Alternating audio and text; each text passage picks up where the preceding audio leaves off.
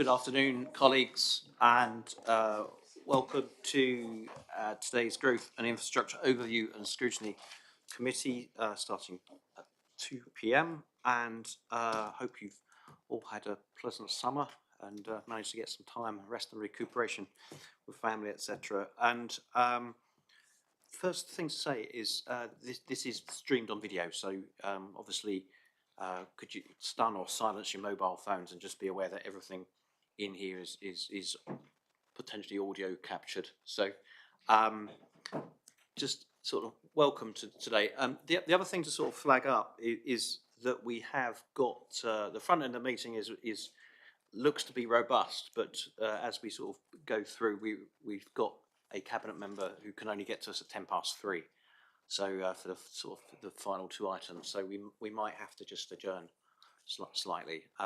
So we'll just play it as it comes, really. But firstly, apologies for absence. I've got Councillor Gosling, but Anna, anybody else? Yeah, we've got Councillor Gosling's provided apologies, and Anthony Payne wasn't able to make the meeting today, so we've got Paul Barnard. Excellent. Welcome. Agenda item 2, declarations of interest. No. Okay. Item 3, to confirm the minutes of the meeting held on the 12th of July 2023. Are we happy to do that? Anybody? James, you happy? Yeah, happy. James, second. Yeah, good. Councillor Stoneman, sorry. Item 4, Chair's urgent business. I would, yeah, thank you. Urgent business. Not so urgent, but at 4 p.m. I do have to leave because I've got a pre-arrangement at 4:30. So in that scenario, Councillor Tuffin will take the helm. Okay, right. Agenda item 5, the bus service improvement plan, and can I welcome Councillor Coker, Cabinet Member for Strategic Planning and Transport, to introduce the BSIP 2023. Mark. Thank you, Chair. And for those of you that are new, I have with me Philip Hestine and Rosie Starr, who's our Sustainable Transport Manager. So I'm delighted to be in a different position than I was last year when I sat over there when this was presented to us. As members are aware, public transport has always been a real focus for me. Plymouth is a bus-based city and an advocate and a user of Plymouth bus services. I am aware that the strengths and weaknesses of the network, it's a lifeline providing access for residents for employment, education, healthcare, and also, importantly, leisure opportunities. If Plymouth is to achieve its climate emergency ambitions, the bus must not only be a tool of inclusion, but the transport of the choice going forward. This is why our bus service improvement plan, which will be known as BSIP in the future, is so important. BSIP is required by the 2021 National Bus Strategy. The plan sets out what's required to make buses easier, cheaper, and more convenient. On publication of the 2023 plan will be Plymouth's second BSIP. Our first was submitted to government in October 2021.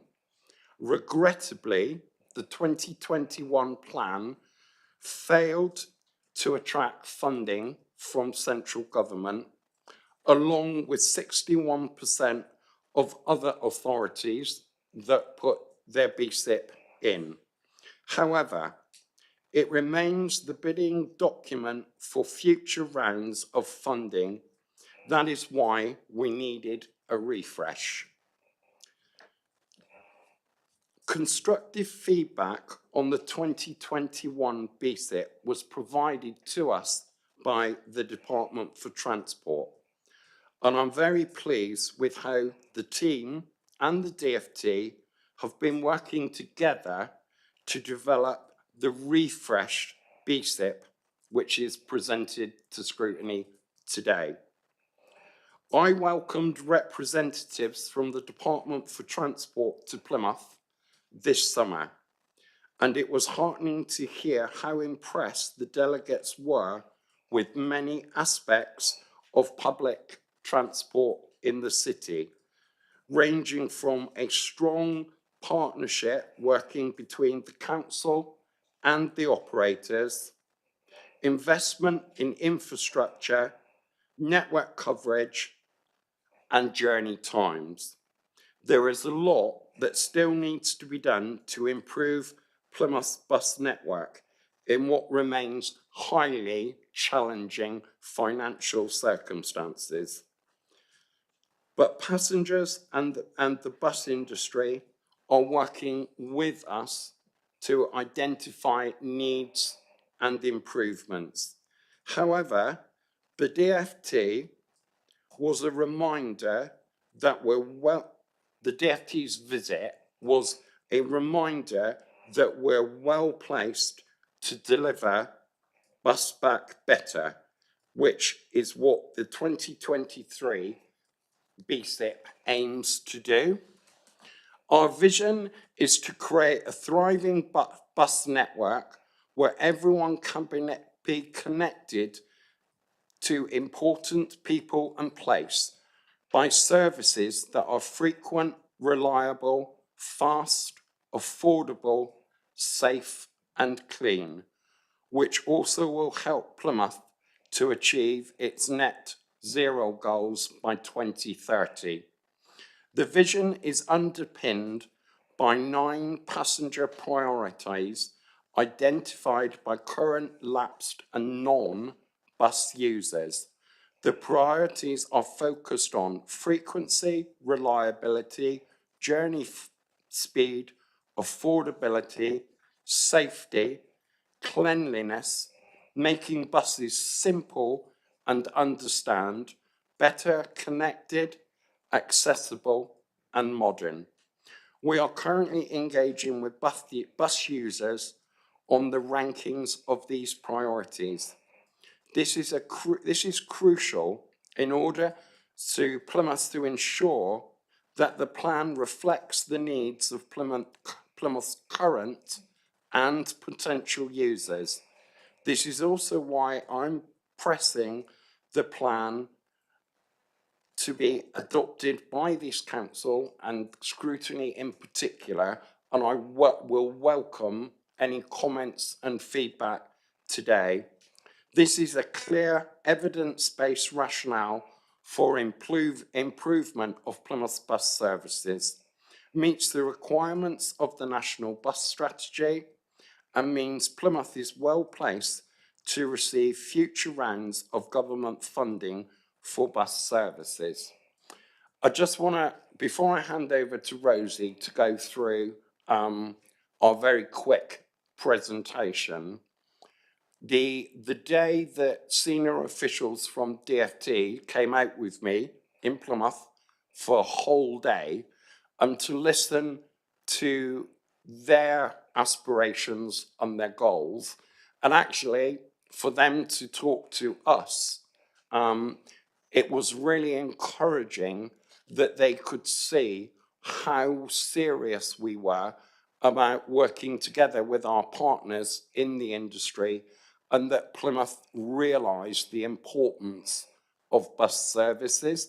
And when you consider that there's nationally at the moment over 40% of services from 5 years ago around the country have gone, and have gone for good.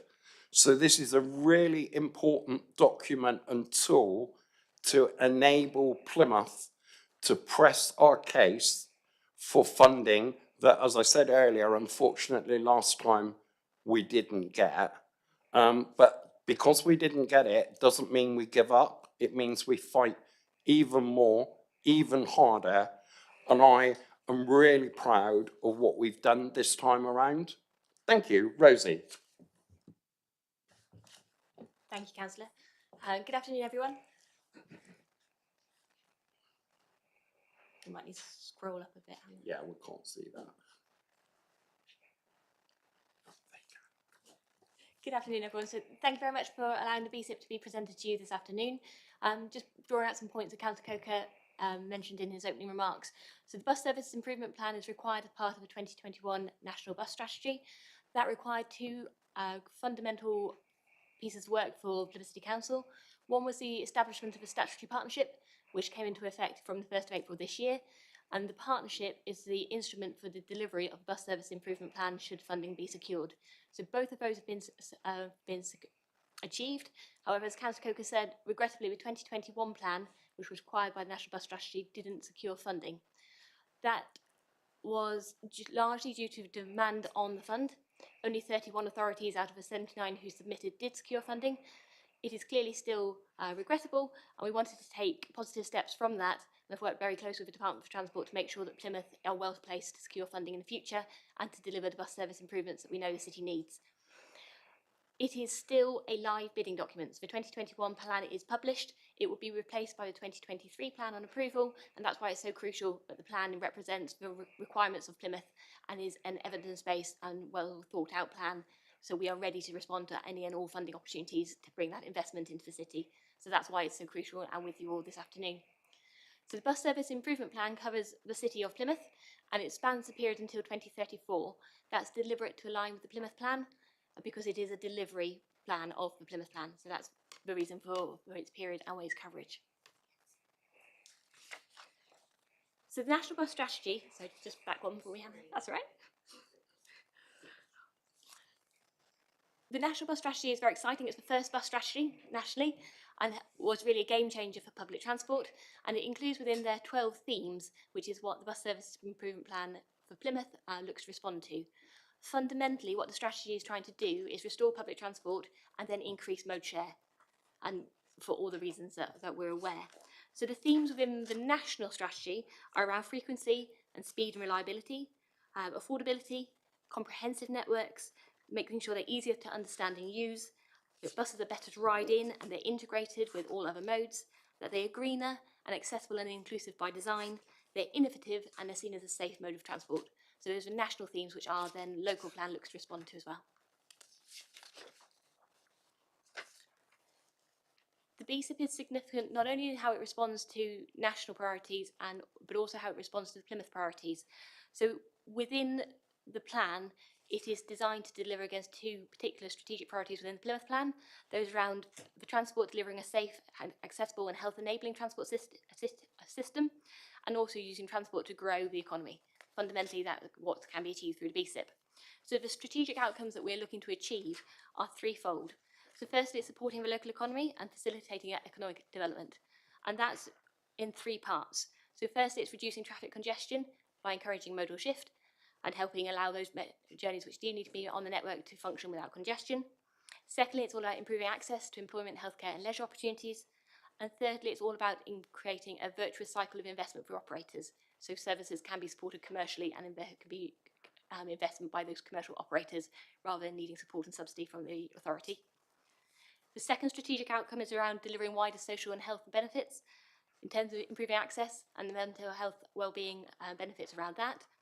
It's also around connecting people to local services and the fundamental requirement, as Councillor Coker said, the bus has been a lifeline for many to be able to access all the other services they need to do. It's to create better spatial environments as well, both through the abstraction of traffic and through pleasant spaces for the bus. And it's improving customer satisfaction, and that's fundamental. People have to want and enjoy using the bus in order to continue to do so and to attract more people to public transport. So that's there. And the third strategic outcome is enabling a reduction of carbon emissions and tackling air quality. That's through modal shift, of course, and encouraging sustainable travel habits. It's also, again, through the virtual cycle of investment for operators, so giving them the opportunity to put forward the commercial case to invest in zero-emission vehicles themselves, and is addressing carbon emissions through reduced congestion. So those are the strategic outcomes that we're looking to achieve through the Bus Service Improvement Plan. To deliver those objectives, as Councillor Coker said, the vision is to create a thriving bus network where everyone can be connected to important people and places by services that are frequent, reliable, fast, affordable, safe and clean, and which helps Plymouth to achieve its net zero goals by 2030. Achievement of that vision, I'm confident, will allow us to have a bus service which the people of Plymouth are proud and keen to use and achieves the wider agenda within the bus service improvement plan. So that is the vision which is we and the operators are looking to deliver. That vision has been drawn through extensive work with partners, stakeholders and the community to understand what the people's needs are for bus services. So the Bus Service Improvement Plan 2021 created the groundwork from that, and we've built on it. So the priorities which are currently out for consultation at the moment have been drawn from customer feedback, complaints and compliments. They're from liaison with our operators. They're from focus groups with both lapsed, current and non-bus users.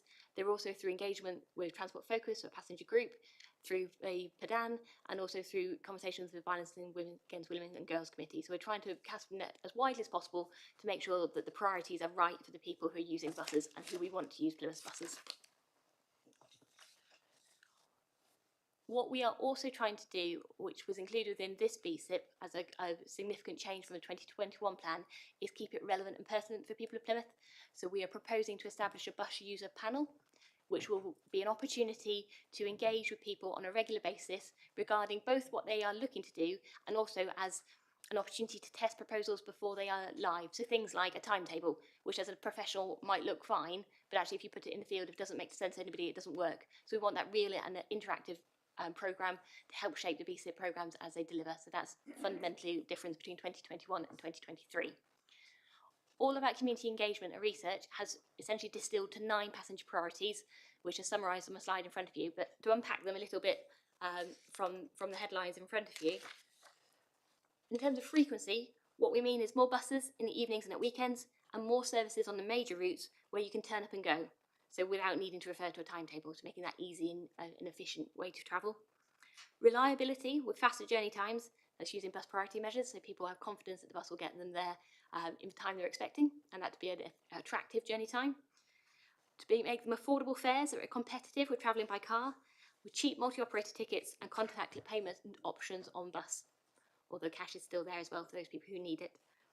More measures to help people feel safe, such as CCTV on buses and emergency help points and improved lighting, and a commitment to make better use of our real-time passenger information with QR codes and apps to allow people to get real-time information as they're travelling on their journey and stay informed about what's happening on the network. Cleaner buses, so continuing the commitment the operators made during COVID to enhance their cleaning regimes, that continues, and making bus stop environments more enjoyable as well. Simple and accurate information at bus stops and online so that everybody can access this information and understand it, and new and extended direct routes to key areas and locations, and buses that are better connected with other modes, because the bus journey is part of your trip. It isn't the start and end of your journey. Accessible services with more bus stop clearways, adequate space for wheelchair users and audio-visual next stop information, and a commitment to customer service training to make sure you have an enjoyable experience for all on the bus. And modern buses that tackle climate change and are attractive, spacious and comfortable and suited to the needs of all. So that is essentially what sits underneath those 9 headlines in terms of passenger priorities, which came out of all that engagement. The BSIP, which is with you this afternoon, has those 9 priorities listed, but they are not in any way ordered. They are just the top 9 coming out of the engagement. So we're thrilled that we have a passenger survey out at the moment. So far we've had 1,600 responses, which is really encouraging, and the slide in front of you demonstrates what the public have so far said are their top priorities. So frequency is top at the moment, and reliability and speed, and then affordability, but they're all quite similar. So I think that gives me some confidence that the passenger priorities are still right and appropriate, and I'm starting to give a steer in terms of what people are looking for. Those priorities underpin the measures within the plan. Now the measures are set out, and we've deliberately split them between capital and revenue in recognition of the likelihood of how funding comes forwards. So that is why those 2 different pots are set out, and we split them based on the advice of the Department of Transport in terms of short, medium and long term to help manage understandings about how quickly some of these measures could be delivered were funding to be available. So that's why it's set out as it is. The measures are either focused on the core corridors, And within the plan, we've identified 6 core corridors. Now, those are because all but 3 buses on the network either operate wholly or touch on those networks at some point. So by investing in those core corridors, you are delivering benefits to the majority of Plymouth buses and hence maximising that investment and the value. So you've got 2 core corridors going to the north, 2 to the east and 2 to the west. However, there are also clearly measures citywide. So Hannah, next slide please. And this is an integrated public transport map kindly produced by Plymouth City Bus on behalf of the Enhanced Partnership, which shows every single bus network or bus service in Plymouth at the minute, and the measures of the BSIP, so things around fares and ticketing and cleanliness, span citywide, so it will be the whole lot. Thank you, Hannah. So the measures which have come forward are underpinned by those 9 passenger priorities, and what we've tried to do to sense check that they are appropriate is undertake a strengths and weakness comparison of our network as it stands, and then match new measures to those deficits. So in terms of frequency, we do have a good daytime frequency on the weekdays, but we know we've got poor weekend and evening frequencies, and the park and ride has suffered significantly since COVID. So some of the measures in front of you are around service enhancements, coordinated timetables, because people on the street don't really care what bus it is, they just want a bus, and restored and enhanced park and ride. So those are some of the measures which respond to the strengths and weaknesses around frequency as a priority. In terms of reliability and speed, we have an exciting forward investment programme of transport infrastructure across the city, which will benefit public transport as well as other modes. So that's really good. But we do know we have large and growing traffic volumes, and bus journey time reliability is a problem in part. So the measures here to respond to reliability and speed are around infrastructure, so making sure that buses have those provisions for a reliable journey largely.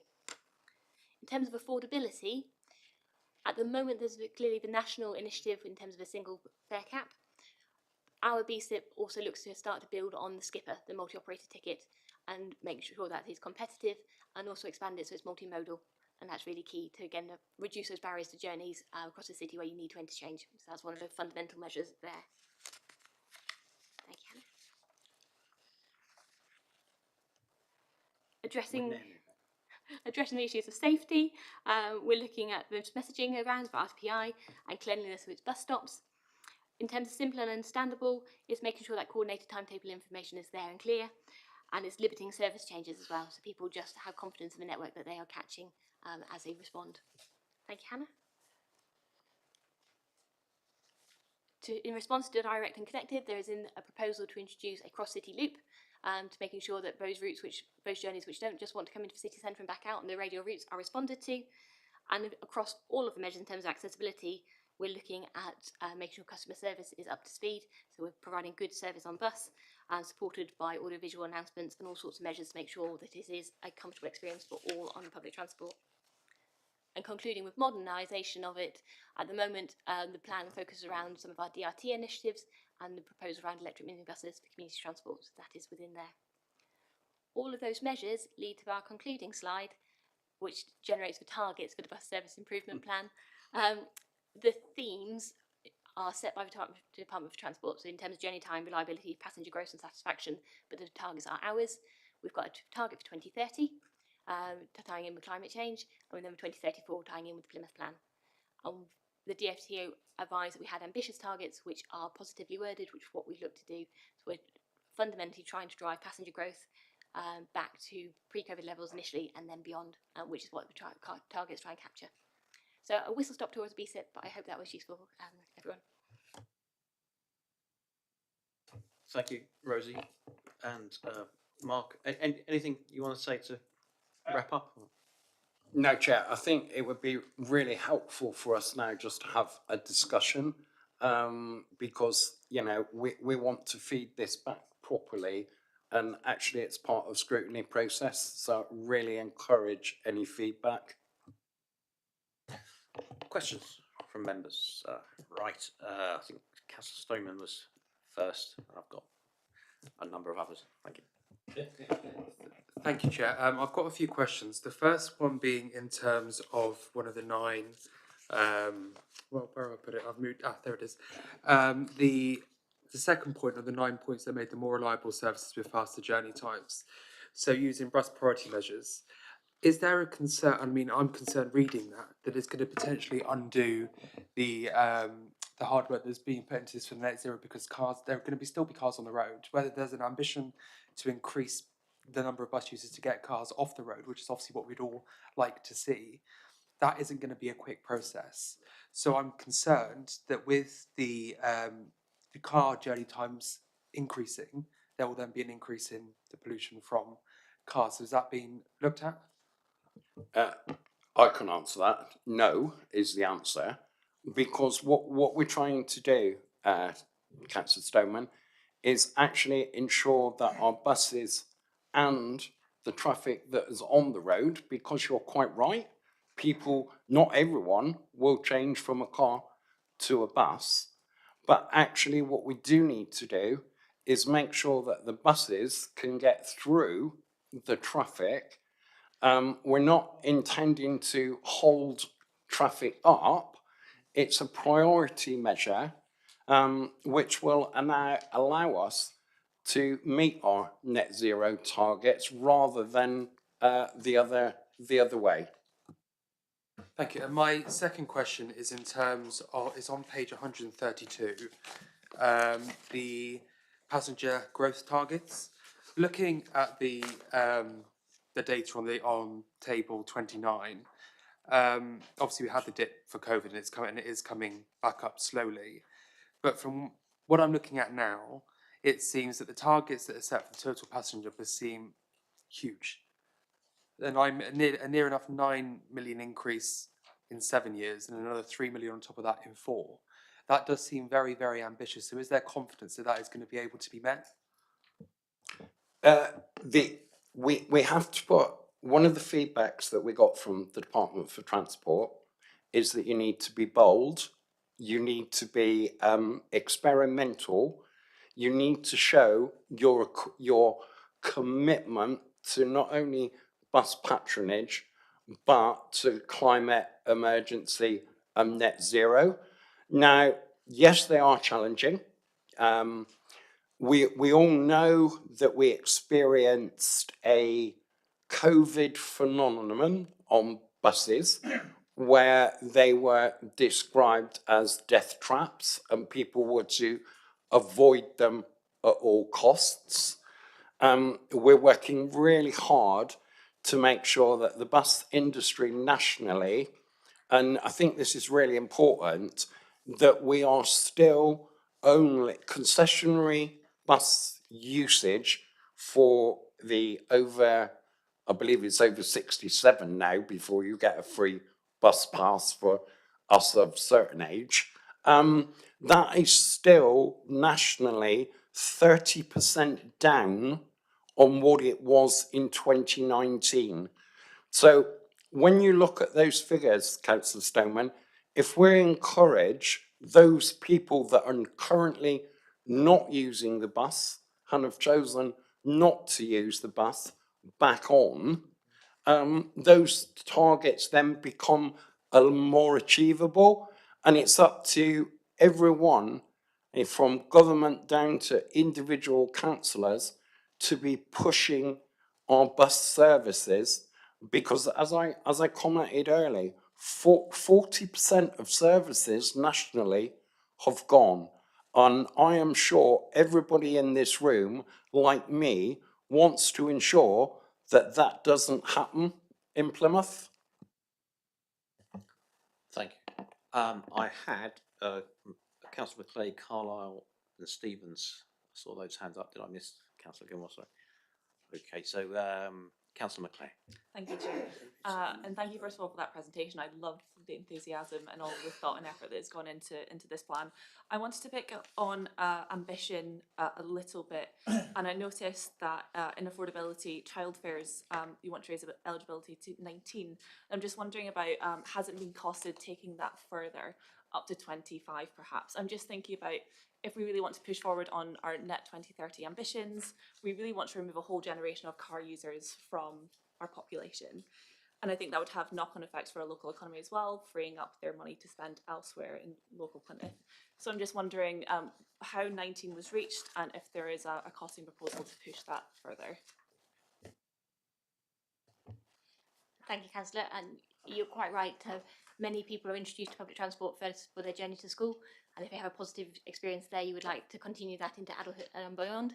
19 has chosen to essentially bring our operators to a comparable level at the moment, so we have different differences at the moment. You could go higher. It hasn't been costed in the BSIP at the moment, and instead it's tackled through the skipper proposal, whereby that multi-operator ticket is made competitive and and hence attractive to all. So that's how it was balanced, rather than making the child age higher, but it could be considered.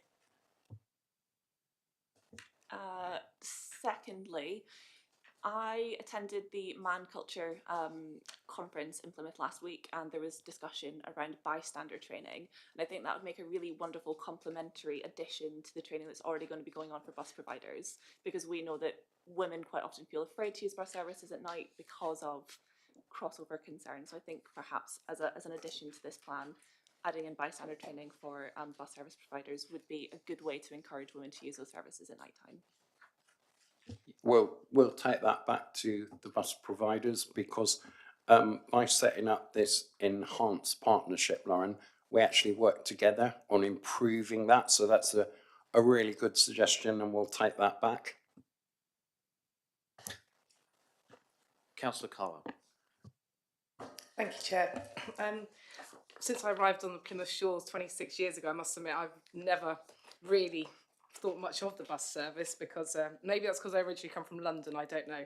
That might have been part of it. But so to see all of this is really good, because it's actually stuff that I know myself as a part-time bus user would gladly welcome, and especially the combined timetables as well, which, because right now currently the system of trying to work out what bus you're getting, if you're not a regular bus user, of what time it's turning up and where you're going, is you need a maths degree on some of them to try and actually work out how to do it. So that's very much welcome. I think one thing I'd just like to know, it's just you say you're going to have Park and Ride in the east of the city. So do we have a location cited for that, or is that something that's still wondering about? Yes, we do. And we're working, it's to do with the Sherford site. There are conditions in the planning that allows for that site to go ahead when a certain number of houses are completed. We're over halfway to that. It has the full support of Plymouth City Council, Devon County Council and South Hams. So it's something that will come. There is still a commitment from all three authorities to make sure it happens, and it will. Councillor Stevens. Thanks, Chair. Clearly a lot of work's gone into this, which we're all grateful for, I'm sure. 2 points, if I may. First, can I ask about the user panel? What will that look like? Can you flesh that out a bit?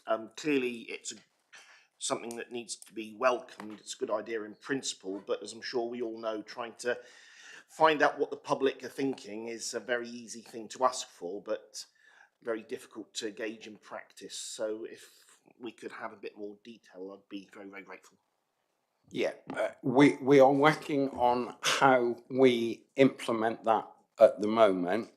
We've actually got the Campaign for Better Transport, which is a national campaign forum, coming to meet us next week to actually look at best practices around the country, so that we can then instigate a panel that will be able to speak up for the users, which is something Plymouth has not particularly been very good at that in the past, but there are great examples of where it's working effectively. So that's what we intend to do, Councillor Stevens. Thanks. And the separate question was on the targets, which I'm assuming the slide you put up is the same as the targets that were in the report. Yes, it is, yeah. Great. So can you just take us through the journey time targets? You've got obviously 2030 and then 2034. The 2031, we're saying that we hope the average, or aspiring to have the average bus journey time in 2030 the same as it is now. So we're looking for obviously we won't stop any progress, clearly, but is there no progress that can be made in the next 7 years going forward? Thank you, Councillor. So the target is to keep bus journey times the same as they are now, set against a backdrop of rising traffic volumes. So we're anticipating that journey speeds will slow, and hence it is ambitious to keep the buses as quick as they currently are. Okay. That's really helpful, thank you. Thank you. Councillor Gilmore. Yeah, thank you, Chair. So, sorry, I've forgotten to put it on. I was talking before we came in about circular routes, so I was really pleased to see that you're talking about an orbital route. I was saying Plymouth is the first place I've ever lived that doesn't have circular routes, and it's to the detriment. But I did wonder if there's any thought to extending that. You've in here on page 90, I think, talking about Derriford and Devonport, but over in Plyms and Plymstock, there's nothing that doesn't just go straight into the centre of town, and it would be fantastic if that side of the city could be linked with orbital routes. Is there any thought of that in the future? We constantly look at ways of improving journey times and also routes in cooperation with the Stagecoach City Bus. What we've tried to do in this BSIP is look at the usage and the difficulty from A to B. We are always open to looking at additional routes, additional map things, and I think this is part of the process. So that's a very valid question, Councillor Gilmore, which we will take back and look at, because the three of us here have got one brain between us, and we obviously want to encourage more people to bring in suggestions that we can work towards. So we're happy to take that back. That's brilliant news. Thank you very much. I have a second question, if that's all right, please, Chair. Talking about targets, in a previous life as a journalist, I did a story about trams. I was a journalist in Scotland when they were building the trams in Scotland, so I spoke to a lot of council transport departments. And one of the things that I learned was that a challenge for public transport is to get men out of their cars onto public transport. This was something that the tram system addressed, that many car journeys are men who like to be in their car. And I notice in here we're talking a lot about mums with pushchairs, with students and so on. But in terms of ambitious targets, have we got a strategy to address that? I guess, is that still a problem? This was quite a while ago that I did this programme. Is it still an issue? And if so, have we got a strategy thinking about that? And the BSIP measures, I suppose, are intended to be gender neutral, so they should benefit both men and women. There are an inclusion in there within market research, so it's something we can certainly explore, and there is an intention to run particular campaigns. So if there was a particular market to target either young people or perhaps young professionals or men, there is scope within BSIP to do that, but I'm not particularly aware of an issue with young men not adopting public transport within Plymouth. The other kind of thing that we can do is we've got a very active promotion where we're going out talking to neighbourhoods. They've just been in Councillor Stevens and my ward talking to residents of all ages, both sexes, disability, about issues that they face with using public transport. So when we finish the season, we then bring all of that information back that we've got firsthand on the doorsteps, and then analyse and look at trends. So that's one thing that we can look at. But as I commented earlier on, at the moment, the major issue facing transport throughout the country is getting the older generation back onto the buses, back out into society, back out for hospital appointments, going into the city centre, going to the water, because, you know, it's really difficult to say that 30% of our elderly population are not travelling. And actually, that will have a real knock-on effect if we don't change that in mental health, their obesity. So it's really important, but we do analyse every train from every demographics. So it's another really valuable point, but it's part of the work that we're doing. Thank you, Chair. Thank you. Thanks. Councillor Salmon. Thank you, Chair. I'm glad you mentioned the Older Society sort of thing being one of them. I'm particularly interested in the PADAN disability group consultations, etc. Taking what you've just said precisely, I'm in consultation with partners, and I know it's not actually possibly down to us, but there were a large number of shelters taken away for various reasons, etc. I suppose you're in discussions, because if you look at the PADAN page on page 5, there's nothing worse for a disabled person than standing in the rain. So are we under negotiations to replace those shelters, or if not, what numbers? That's the first part. Right, well, the first answer to that question is your administration did that and negotiated the contract. That's fine, but it's not a political point. But, no. But what we are doing is we are reviewing, as we go forward, all of the feedback from areas that have lost their shelters. There is a clause in the contract that we can replace, not all of them, but some of them. So that will depend on, once we finish the programme, we then will receive through this and through PADAN, Access Plymouth, any major issues that we've got, because one of the things that my predecessor did was actually get the usage out of every single shelter. So what we need to be doing is, once we've completed the programme, then we need to be, and you as councillors can take a real big proactive role in that, by any areas in your wards that you're finding have been particularly isolated, be able to contact through Rosie's team, where then we will be able to go into negotiations with Clear Channel. So I think the answer is yes.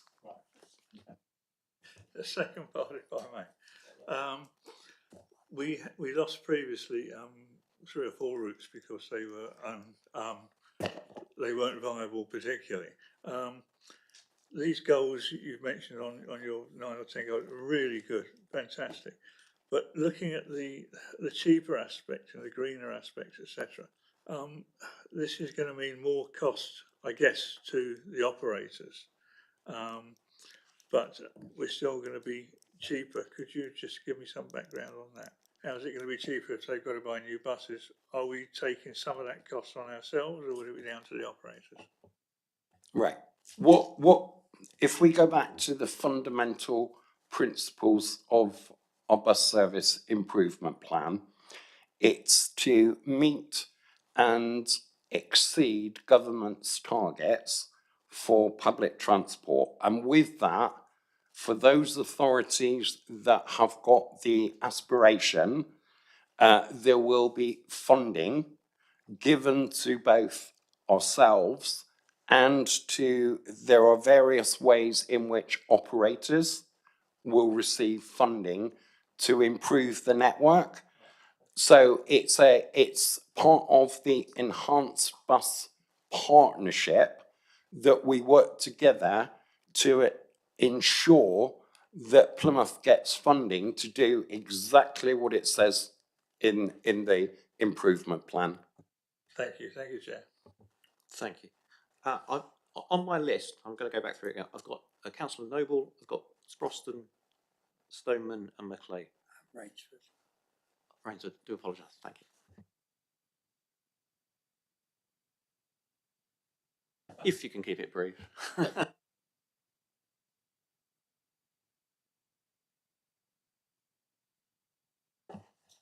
Councillor Nobles. So obviously you're looking to grow the passenger numbers in the document, and you've described the concessionary fares decreasing, but some where there has been growth has been younger people.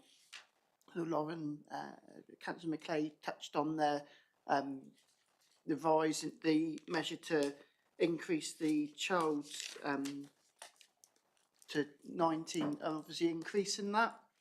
The other measures. So, what other things have you got to develop the market for passengers, such as increasing usage at workplaces? So I work at Derriford, and obviously the network goes through Derriford. But are there other measures we could do to increase the number of people using a bus to get there, and other employers? Like, I suppose you've got the dockyard, big employers, and the university, obviously, and also some of the data here. You look at 2021. Well, when that pandemic stuff happened, it was much easier to get around, and I think we all got a bit lazy. Whereas actually now we're getting the traffic's a lot more, and it's harder to come into town and other places. Whereas actually being on the bus would make that situation easier.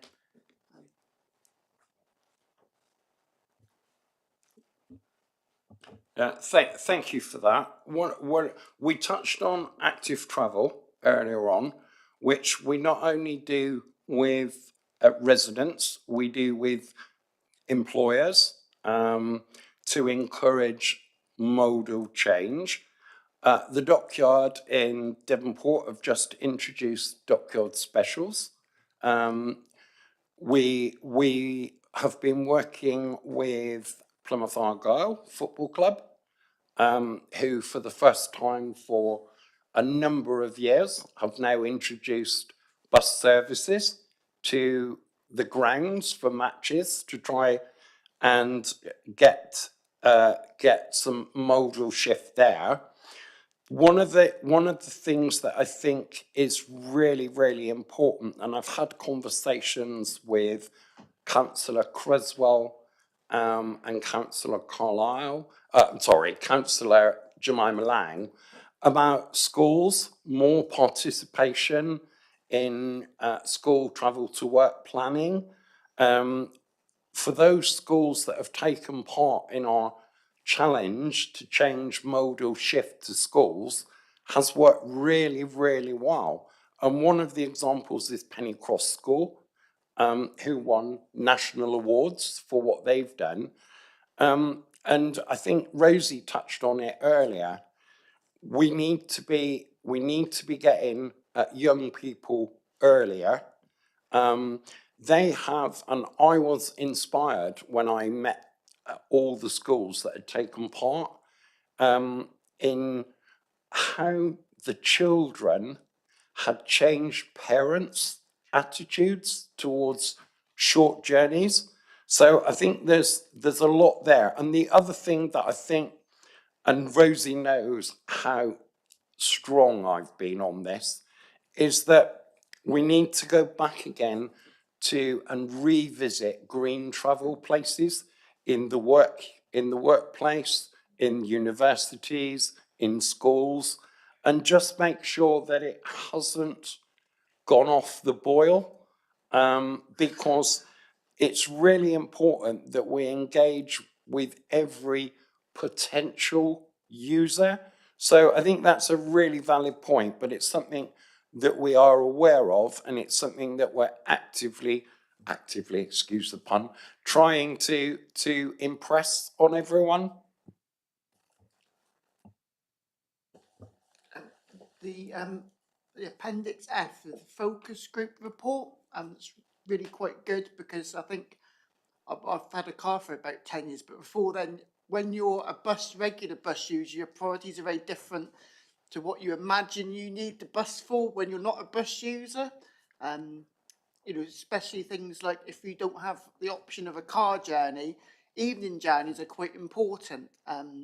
With this sort of the bus shelter removal thing, you know, if all the persons go to that particular location to get to work in the morning, it's very important, even if you are in a small number of people that use that particular bus stop or bus shelter. So, yeah, I think that's really important, and I think that's quite a good bit to put with the charter and the getting that feedback regularly to keep the people using the bus for them, and also like a couple of the measures.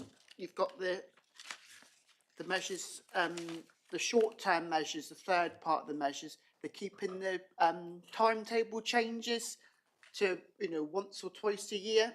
I had a resident was panicking because they thought the bus times had changed for them to get to work. So, you know, but keeping it simple so people understand, and I think that's a very good thing to keep people, and it encourages bus use as well. Communication from both public transport in the city on operators and an easier, as Rosie said, an easier to understand information centre is actually key as well.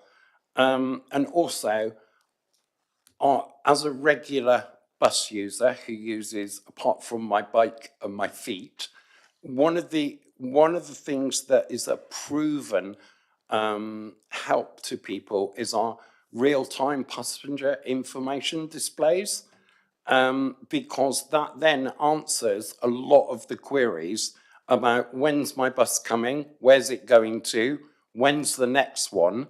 And actually, one of the things that we used during the COVID was the real-time bus information unit to give public health messaging as well. And that went down really well. So we still have an ambition to be improving our real time around the city to make life easier, but also improving our display of ticketing and information. So yeah, absolutely agree with you. Thank you. I've got Councillor Sproston. Thank you, Chair. It's just a quick one, really. My ears kind of pricked up when bystander training was kind of mentioned by Councillor McClay. And I just want to highlight some of the work you've already done in regards to this, because I know that yourself and Councillor Sally Hayden actually worked on a community safety charter, which is actually still displayed on over 300 buses across the southwest, which actually gives people free information on harassment and antisocial behaviour.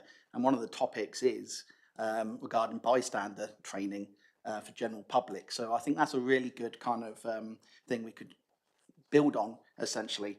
Where I'm going with this kind of question is I would be really interested in the bus user panel, which I've previously mentioned. I'd love to see people with lived experiences in regards to disability maybe being on this panel.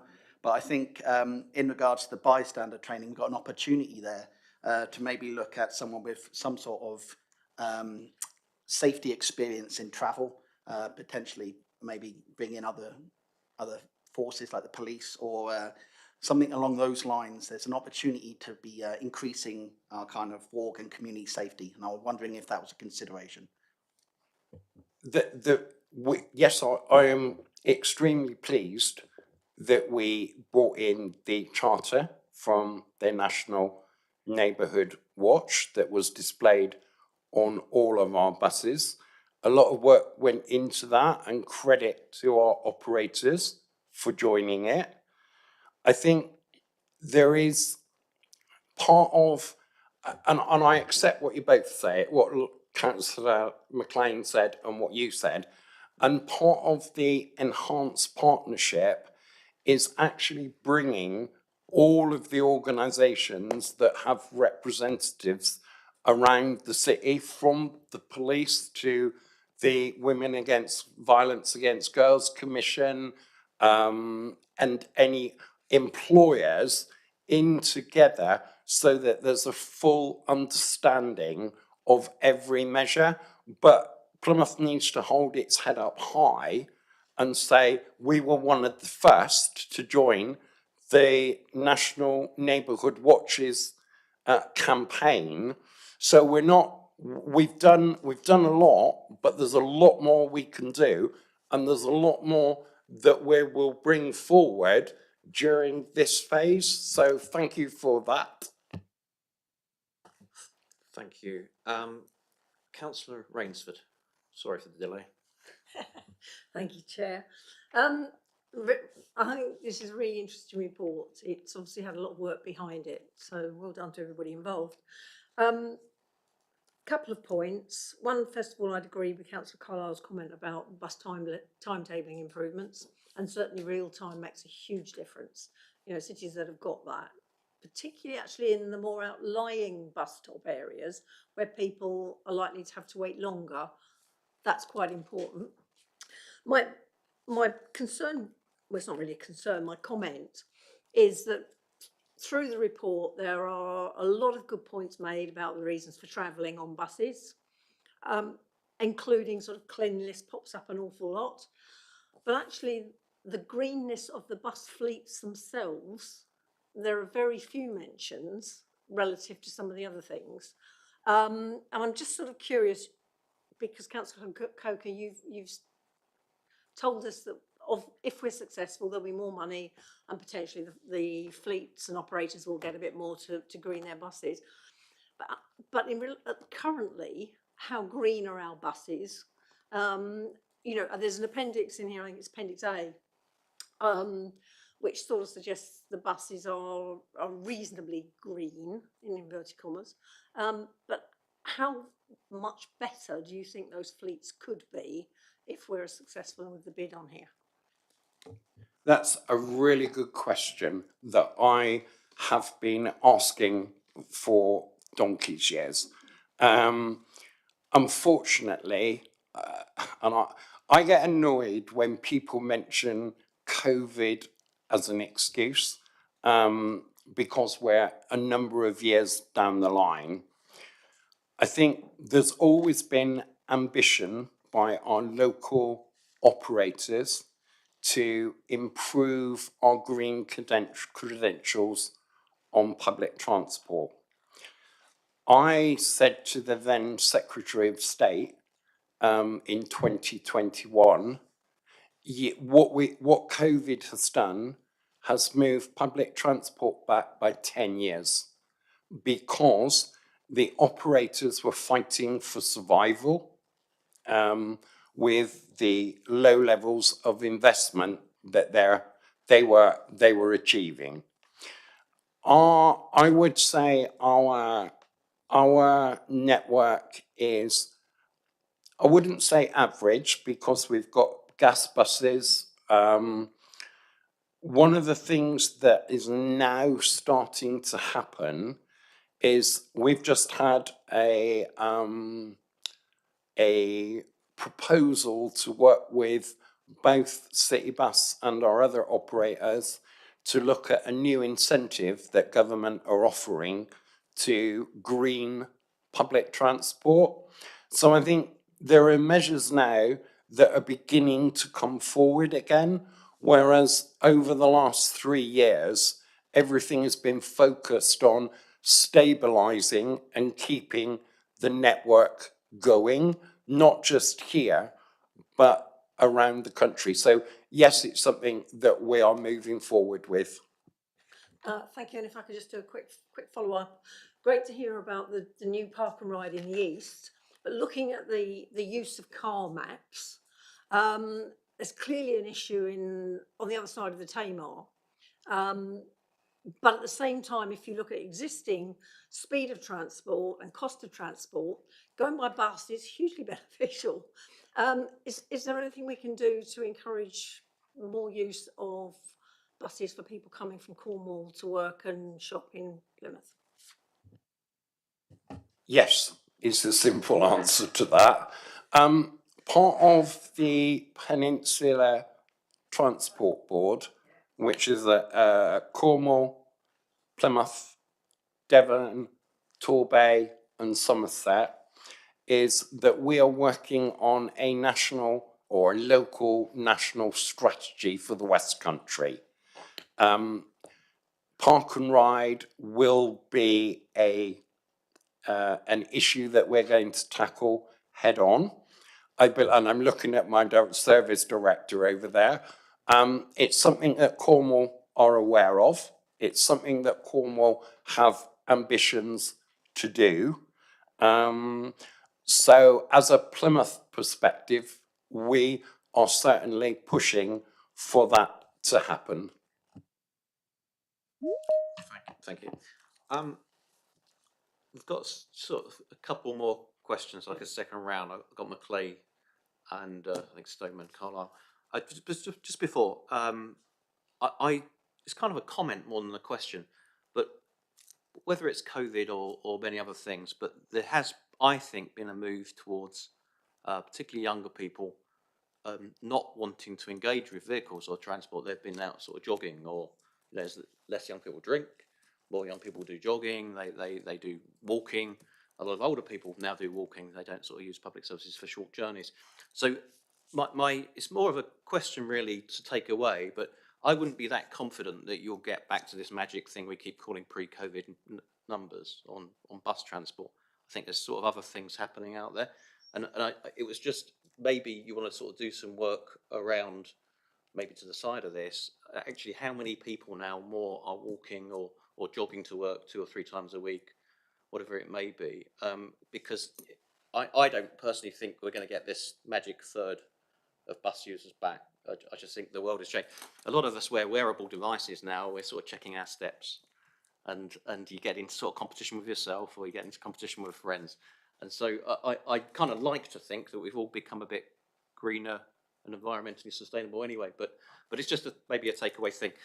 We do really have sort of 5 minutes to go. So I have Councillor Carlisle had your hand back up, and Councillor Maclay, Councillor Stoneman. But could you keep the questions like really, really brief and not have a supplementary, basically? And Councillor Coker, if you could, yeah, just be a bit more brief. But thank you. Thank you, Chair. I promise it's very brief. So what it is I'm just wondering if this could be added to the plan at all, of giving our care experience people a discount on the buses. It's something I hounded Richard Stevens about last year, and I got him in contact with Karen Blake, who's our head of services for fostering. And it'd be quite nice, as we were saying before, as Councillor Noble was saying, about encouraging young people. These are people who really do need as much support as we can, especially as we now have care leavers as a characteristic, protected characteristic. It'd be really good if we could promote them through a plan like this and enable them to get a discount. They actually do get a card which gives them discounts around the city. So it could be something that they've already got that they can then show on the bus, and it gives them an automatic discount, which would be really good. I'm hoping like maybe a 3-pronged attack on them would probably get us a bit of discount, if that's okay. Yeah, no, that we're happy to look at all measures. And as you know, they're both commercial services. And as I've already stated, they are trying their best to make profit, to invest in greener buses. But I think it's worth, I would imagine it comes under Councillor Creswell, but it's something that we can all work together to see, even if it's not free, even if it's discounted. So it's something we can work towards. Councillor Carlisle? Thank you. Yeah, because as I say, we started the discussions our side of it from this portfolio side when I was there. But it'd be really good to have it all sort of written down as well. And we're asking only for a discount. We're not asking for free travel. They do get free travel with work and various things, but with a discount would be really good to show the card and get 20% off or something. I think it's a really lovely gesture and get them back out and moving. In a word, yes. Thank you. Councillor Maclay. I have 6 more, so I might save some in a separate email to you. My first one is on the night bus. I didn't notice that as a priority to return. Is that on the list? And if not, can I make a personal plea as a young woman who enjoys a boogie on a weekend sometimes and would like to get home safely without having to pay an additional taxi home? My other one is on decarbonising the fleet. We spoke a little bit about timelines. That was really appreciated. I wanted to pull more information about the air quality and the impact that this plan would have on improving our air quality throughout the city, throughout the rest of the report as well. I noted that on page 100, there's some great stats about the skipper and how that is adding into our carbon neutral aims. And I just love to see like a little bit of projection on how this scheme as a whole would contribute into those figures. I also have one on the public transport apprentice. That's a really wonderful thing. Yesterday, Councillor Creswell announced a seat plan for young people in the city, and I wondered if we could ring fence some of these opportunities for those young people as well. Yeah, I'll save the other ones for emails, but that was me. Thank you. What I would say to members is because it sort of is, this is kind of a consultation in a way, isn't it? And Councillor Coker wants to get this information, so perhaps if those that want to send in their ideas to Hannah and Councillor Coker, or however you want to handle it, but I think these emails, if we can all sort of send them in, then capture it from the committee as well. As otherwise, I think we're going to miss out a lot through the minutes. Yeah. I know we've run out of time. I would welcome any feedback that you've got, any suggestions that you've got, and also if you want to arrange to have a one-to-one and a coffee with me and Rosie, please do so, because we're more than happy to. I could start going through them, Lauren, but I'd be here till tomorrow afternoon and the chair wouldn't like me. Not possible, Councillor Coker. Right, Councillor Stoneman, final quick question. Thank you. Feel free to answer this through email if it's easier, but it's just in terms of the models of the park and rides that have been mentioned. Is the proposal to use the model that we've used in Plymouth in the past, or is it to look at different models that are used throughout the city, like in areas such as Bath, to see if that would have a difference on the passenger usage? Very quickly, park and ride is something that I've had a lot of discussions with, not only through Rosie's team, but also through Mike Arthurton and our car parking team, because what we do need to do is look at models that are operating throughout the country, because I know there was some changes proposed last year that didn't take place. So we are going to be setting up a park and ride working group to look at everything to do with park and ride, because we do need to adapt to 2023 rather than 1999. Good. Thanks, members, for your questions. And yeah, I've just been reminded that for informal types ideas, feel free to push it through to Councillor Coker and his team. For any sort of formal recommendations that you're making, obviously we need to put that in to the committee process. So it would come into sort of Hannah, and feel free to copy me in if you wish. That was a really good, meaningful discussion. Congratulations, Councillor Coker, to you and your team for the hard work that you've done on this. It's appreciated across the council. So thank you very much. Good. Okay. Well, that was a minute early. So, Just sorry, Chair. Just quickly, could we just run through the recommendations? we should. Yes, we. If that's yeah, all right, okay, and yeah. just approve So those. the recommendations actually for the committee, it's pretty straightforward. So, firstly, number one, to endorse the draft 2023 Plymouth Bus Service Improvement Plan, the BSIP. The second is to endorse the 9 passenger priorities set out within the plan, within the BSIP plan 2023. Third, and finally, to endorse the measures set out within the BSIP as key interventions which support the policies of the Plymouth plan, and on delivery will help deliver the identified passenger priorities. Are we happy and content with those 3? Don't want me to do them separately? Okay, good. That appears unanimous. Thank you. My apologies for missing that. The key part, wasn't it? Right, agenda item, thank you. Agenda item 6, we have the Plymouth Culture Plan annual update, and gives me, just as we do handover, pleasure to welcome Councillor Lang and her team to the stage, pardon the pun, and James Mackenzie Blackman from Theatre Royal Plymouth is joining us hybrid. Hi, James. All right. Can you hear us okay? Just nod, because I think are you on mute? I can. Oh no, you're fine. I can hear you fine. Sorry not to be with you in person. Got you. Got you. Just bear with us a few seconds, please.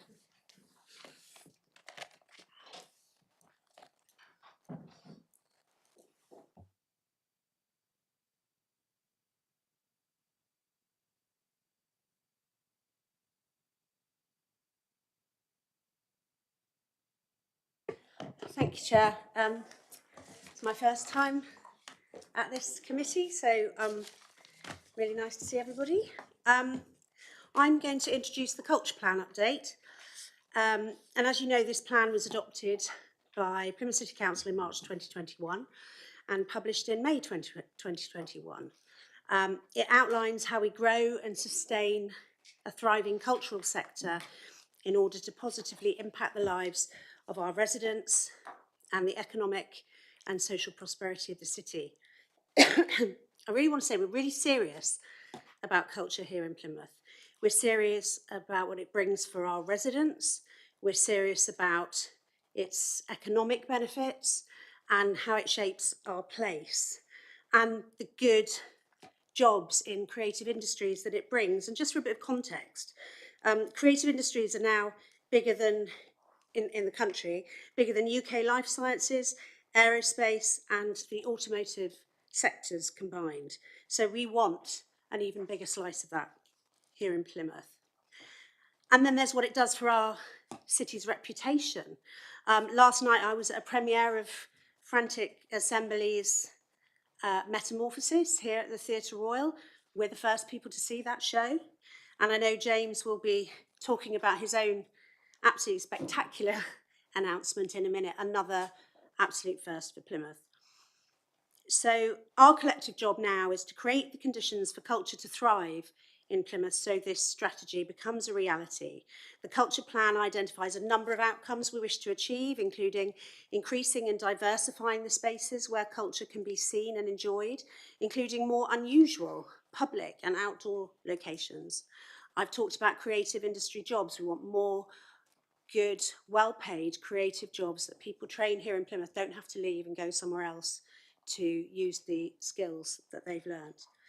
Diversifying and increasing audiences, including residents as well as visitors to the city, reducing the environmental impact of the sector in support of the city's net zero ambitions, and increasing and diversifying funding for the arts.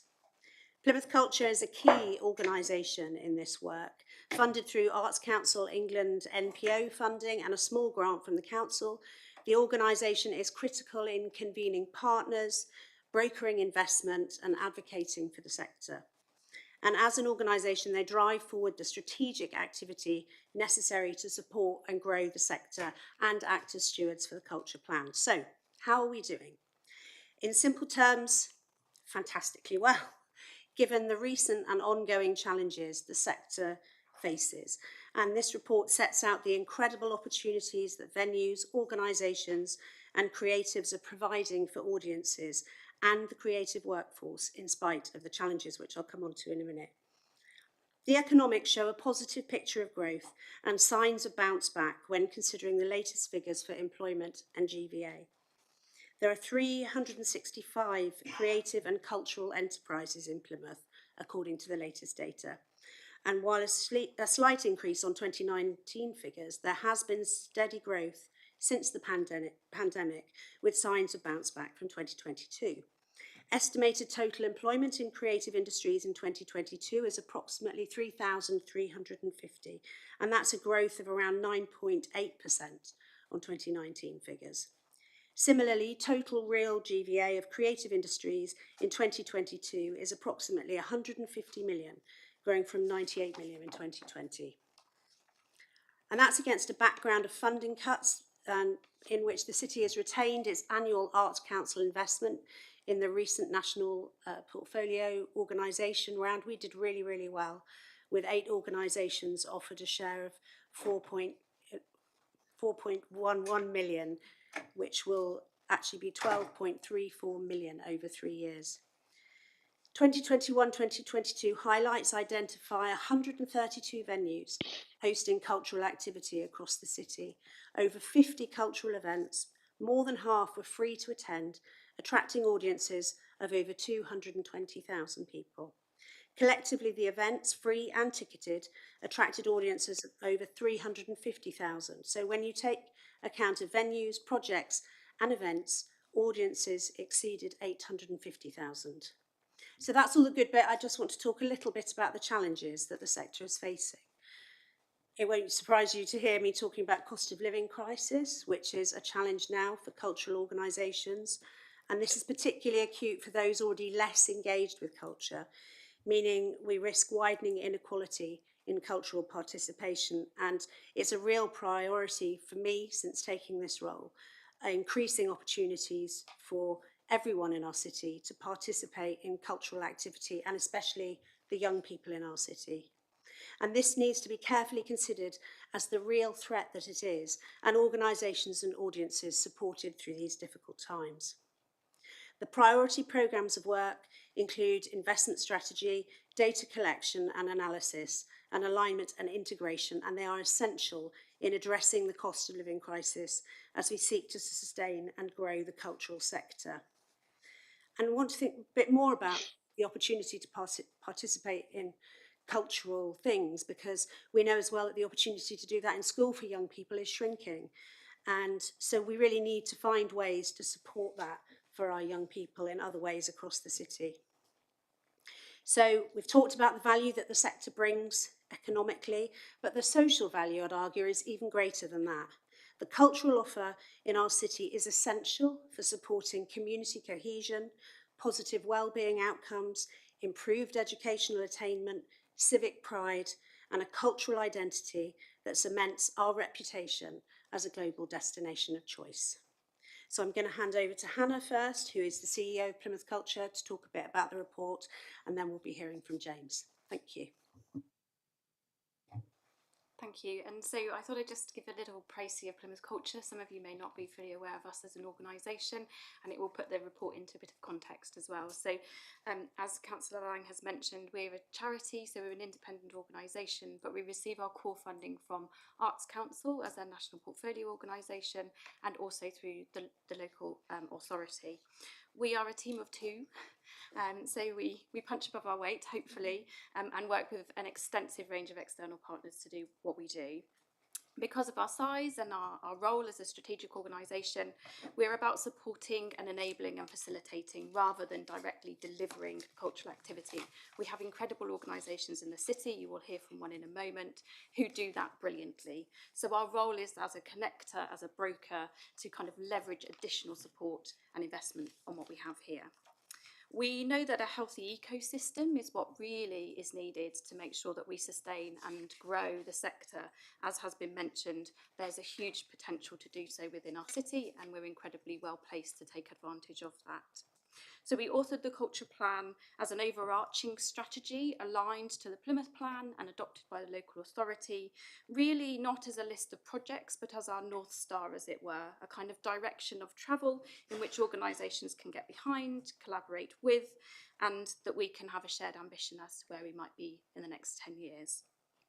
So some of the programmes of work that we've worked on that you may be aware of, just to kind of frame some of the work that we've been doing as an organisation, include things like the Meanwhile Youth programme in the city centre and the Historic Action Zone programme, the cultural programme.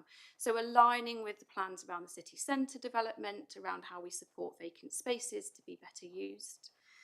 We work closely with national portfolio organisations, so the funded organisations in the city, and we have collaborated with shared pools of funding that we've then made available as grants, and also we're working on an anti-racism programme across the institutions so that we can show strategic leadership in that regard also.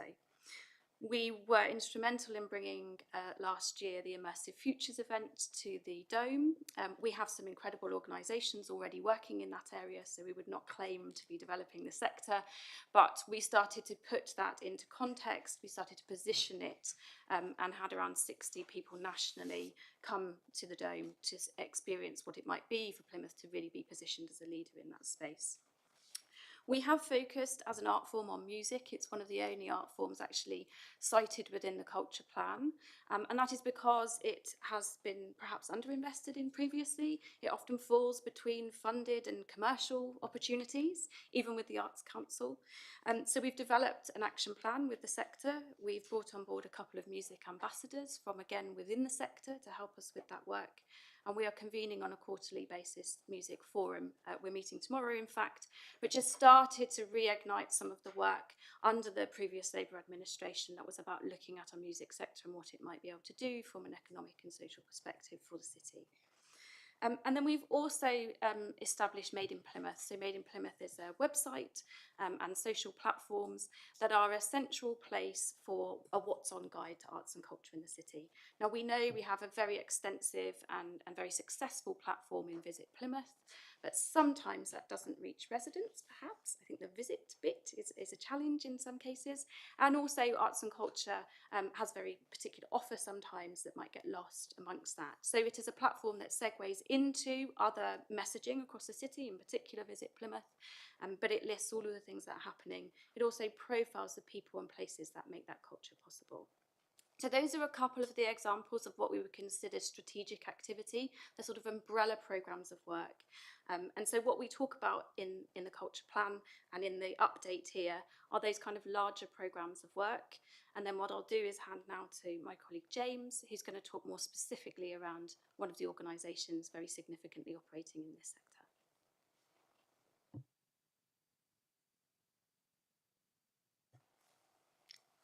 Thanks, Hannah. Can everyone hear me okay? Yes. Okay, fantastic. I'm very sorry not to be with you today. I'm James Mackenzie Blackman. I'm Chief Executive at the Theatre Royal in Plymouth, and I've been in post about 20 months. So I come to this committee today with perhaps a sort of unique perspective, having arrived in this city what seems like quite recently, but to also tell you a little bit about how TRP is evolving to face some of the challenges that you've heard about that the cultural sector is facing, not just in Plymouth, but also around the UK and around the world as we recover from a global pandemic and living in a cost of living crisis where our audiences are having to make really challenging decisions about how they spend their leisure time. I guess the first thing I want to say before talking specifically about TRP is that what you all need to be reassured is that Plymouth has a very connected, very collaborative cultural sector. TRP and organisations like The Box could be perceived really easily by yourselves, by residents that sitting at the top of a tree or sitting in the top of a tree. And what you should all be really reassured about is that regardless of the size of the organisation, as a cultural body in our city, we work really collaboratively together. So, and that is very much led by Hannah and Plymouth Culture, but also by the economic development team at Plymouth City Council, and by a real willingness to ensure that all the opportunities for events, where culture begins and ends means lots of different things to different people, whether that's the fireworks, whether that's Armed Forces Day, whether it's about engaging with your community. We know that within the cultural sector, we are very good at that. And Plymouth, I think, should really be proud of the way in which it thinks about culture and thinks about events and thinks about how it brings residents out of their homes and into buildings like mine and to places like the Hoe. So the Theatre Royal Plymouth, you know, I often say in moments like this that, you know, back in the late 70s and early 80s, when local authorities were thinking about whether or not to build a new theatre in a kind of post-war, where in the late 70s and early 80s, local authorities sort of dealt with education, dealt with health, and were turning their attention to whether or not they should build a new theatre. And Plymouth City Council was super brave in that moment and decided to build the Theatre Royal. The Herald spent 3 years saying it would be a white elephant and no one would come. And there was lots of division within the council about the success of the Theatre Royal and whether or not it could be one. And here we are, 41 years later, as the largest and best attended regional theatre in the UK. And that is real testament, I think, to the role that elected members play in local authorities. And so I think about that often, about that kind of that risk that was taken back in the late 70s and early 80s to build TRP. And here we are now as the best attended regional theatre in the country. But in ways in which we're needing to evolve our own business model, probably for about the last decade, the Theatre Royal Plymouth's business model, a large charity, turnover about 15, 16 million, 300 staff, has relied on the Lyric Theatre, which is our main house auditorium on Royal Parade, receiving work from other producers 52 weeks a year with a tiny amount of producing. And where we find ourselves in a kind of post-COVID, world and where costs have increased significantly for all of our producing partners is that I cannot fill the Lyric 52 weeks a year with other people's shows. We have to find new ways of working, new models of collaboration in order for TRP to maintain its position within the industry. So one of the reasons I'm not with you today is that those of you that may have noticed on our social media, I'm in London. We've just announced a major co-production with Elton John on an adaptation of the movie The Devil Wears Prada that will start in Plymouth, be built in Plymouth, multi-million-pound investment into our production and learning centre TR2, and will play a 4-week season in Plymouth next summer in advance of directly transferring to the West End. And there's a number of reasons why, just today, fortuitously, that's a really good example of the way in which people, all of us in the cultural sector, are needing to evolve our business models. The Devil Wears Prada, starting in Plymouth, is great for Plymouth because it will create a lot of jobs. It will create jobs at TR2. We have significant skills challenges within the creative sector, as Councillor Lang and Hannah mentioned. We know through lots of collaborative conversations with our partners across the cultural industries, we're training a lot of cultural, future cultural workforce, people in the cultural workforce in Plymouth through our FE and HE partners, but we need to create more jobs. So the opportunities like The Devil Wears Prada, building huge musicals in Plymouth in advance of them transferring to the West End, absolutely does that. The Devil Wears Prada coming to Plymouth will mean that a personnel of over 100 people will arrive in our city and stay here for 12 weeks. That's over 10,000 bed nights that we will directly contribute to our hospitality sector. Before you ask, we think Elton will be moored on a boat in the Sound, and we'll be needing David Jaffrin's help to find somewhere to put it. But you know, that's 10,000 nights is a significant amount of nights of people being in our city, spending money in our city. And there's a lot of that is often really unseen within the kind of the world of TRP. We know we deliver 15,000 people a week into the city centre to come and see our shows, but it's all those other aspects of production making that are often not known about. So over the course of the years ahead, we will be working with more producers to make more shows at the Theatre Royal in order for us not to be reliant on needing to fill the Lyric 52 weeks a year with other people's product. So that is something for us all to really look forward to. In addition to all the work that we do on stage, lots of you will be aware that we're completely dedicated and passionate about our work in communities with children, young people and families. And as a result of the changing financial landscape, the need for TRP to raise more of its own money, we're right now in the middle of a major strategic review into the future of all of our work with children, young people and families. And we have been talking to lots of officials and colleagues within Plymouth City Council about that work, as well as elected members. And if there's anyone on the committee today who would like to contribute to that work, please do get in touch. Why are we doing that? We're doing that because we are absolutely committed at TRP to support Plymouth City Council in its delivery of its own ambition and its own targets about children, young people and their futures, and raising their aspiration. As has been previously mentioned, creativity has been eroded from the curriculum over the course of the last 10 years. We know it's much harder for schools to get children and young people out of their school time and into places like the Theatre Royal. And we care passionately within the cultural sector, not just at TRP, but through all my partners in the city, that we want children, young people and families, regardless of their background, to have access to creativity and culture. And we want to do that because we know that creativity and culture unashamedly breeds happiness in your life and helps you to see the world in new ways. And we know that the impact of coming to places like TRP can be super profound. So as we reimagine the future of our work with children, people and families in the city, we're absolutely committed that we do that in collaboration with Plymouth City Council to ensure whether you're a care leaver or someone who's living in a disadvantaged community, that organisations like TRP and like The Box, like CAST, like Beyond Face, all of us as national portfolio organisations are able to demonstrate really clearly to people like you how we are impacting not just targets within Plymouth City Council about culture, but a number of targets, whether that's children, young people and family targets or health and wellbeing targets. So I'll finish up by saying that the future is bright. People like myself, people like Hannah, my colleagues who aren't speaking to you, aren't here today, but who are running cultural organisations in our city, are proud to be based in Plymouth, proud to be working for the people of the city.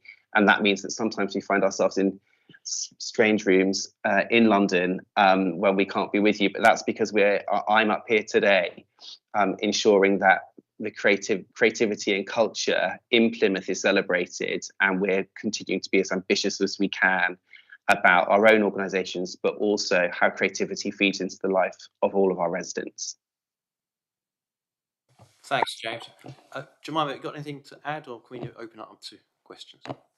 No, I'm just in awe of all of it, and I feel really proud. And yeah, it's really important to outline the challenges so that we can work out what we do about those things. But as James said, you know, he's in London today, and Plymouth is going to be a talking point, you know, with people who are at the absolute top of their industries, and Plymouth is at that table, and I think it's absolutely fantastic. Thank you. Right. Questions from members. Councillor Gilmore. Thank you. I just wanted to say on the subject of TRP and how incredibly well things are going, I'm a big radio listener, and this morning cultural giants Lauren Laverne and poet Lem Sissay on Radio 6 Music were discussing Metamorphosis at Plymouth at the moment, which I'm going to see on Friday, and I can't wait. So it was fantastic to hear BBC Radio talking about Plymouth in a positive way for once, because that's not always how we've got on. So congratulations. With another hat, I'm also a parent of a young musician, and I sit on the committee of Plymouth Soundhouse Brass Band, who are you know, cultural ambassadors for the city in the brass banding world, which is bigger than you think. And as a plea, I would say musicians have to start young. Creativity particularly comes from young musicians who've started learning young, growing up. And I know that we struggle a bit to recruit, but I also know that in the city, amongst the young people, there's a vast creative ability. My son goes to school just outside Plymouth. He's in Ivybridge, but Ivybridge takes its cohort from across the city, and the productions that they put on are extraordinary. So anything that we can do to keep supporting and keep targeting and keep bringing in those young people and feed into what James and others are doing in the city would be wonderful, because it is a hidden gem. People are surprised, sorry James, to hear that we've got a great theatre here, but we do, so it would be lovely to keep supporting that. That was all, Chair. It's not really a question. I'm just so Thank you. This is an overview committee as well, so it's a nice contribution. Thank you. Councillor Macleay. Thank you, Chair. So I am a cultural worker myself. I come from a background of working in theatre up in Edinburgh with the Jazz and Blues Festival, with the International Festival, and I'm really in awe, James, of the work that you've been doing, not just in programming, but also in artistic leadership as well. Really phenomenal stuff. I did want to pick up on the cost of living crisis and any kind of ticketing schemes that you're doing to help those from more disadvantaged backgrounds access like world-class theatre that you guys are putting on. Yeah, thank you. You know, I think it's fair to say that I think about it almost every day. And we do get a lot of challenge at TRP about the cost of our tickets, because they can be perceived as expensive. What is expensive to one person might not be expensive to another person. And if I was in the room, I'd sort of be wryly sort of smiling at David Draffen, who we talk about this all the time. But the reality is, those people who are happy to spend £70 on a ticket to come to TRP, that £70 helps us to ensure that there are tickets that are £15 and £18 as well. So it's a mixed ecology. We are really thinking about how we can create a much clearer, cleaner and easy to understand access to our tickets. And as TRP is evolving and presenting branded products like The Devil Wears Prada, like Hamilton, like Lion King. We know that there are lots of families in our city who would love to come, but would feel that they are unable to access those opportunities. And so please have my reassurance that we're really thinking about what we could do, how we could put equitable schemes and policies in place to ensure that people who would ordinarily really find it really challenging to come to TRP can do that. And actually, just what that does make me think is that when I was doing the deal to get Hamilton to Plymouth, I was really thinking about this very specific issue, because the reality is that most tickets for Hamilton will not be cheap in inverted commas, but we will be one of the only venues, I think the only venue in the UK that has a dedicated performance for children and young people. And we will be working very closely with Plymouth City Council and our care leavers and children in care to provide that opportunity. So from a values perspective, please be reassured that TRP's current leadership really cares about these issues. It's knotty and challenging because of our relationship with producers. But as we make more work ourselves, we have a lot more power in how we make ticketing accessible. As a supplementary to that, I'm just wondering how the cost of living is impacting your bottom line in terms of heating, electricity, keeping the business going, powering all of that. Yeah, the bottom line is in a very challenged position, and we are not alone in that situation as a large-scale building-based theatre running through a charitable organisation. Our electricity bill at TRP went from £185,000 a year to £676,000 a year. That was an unexpected, significantly unexpected rise.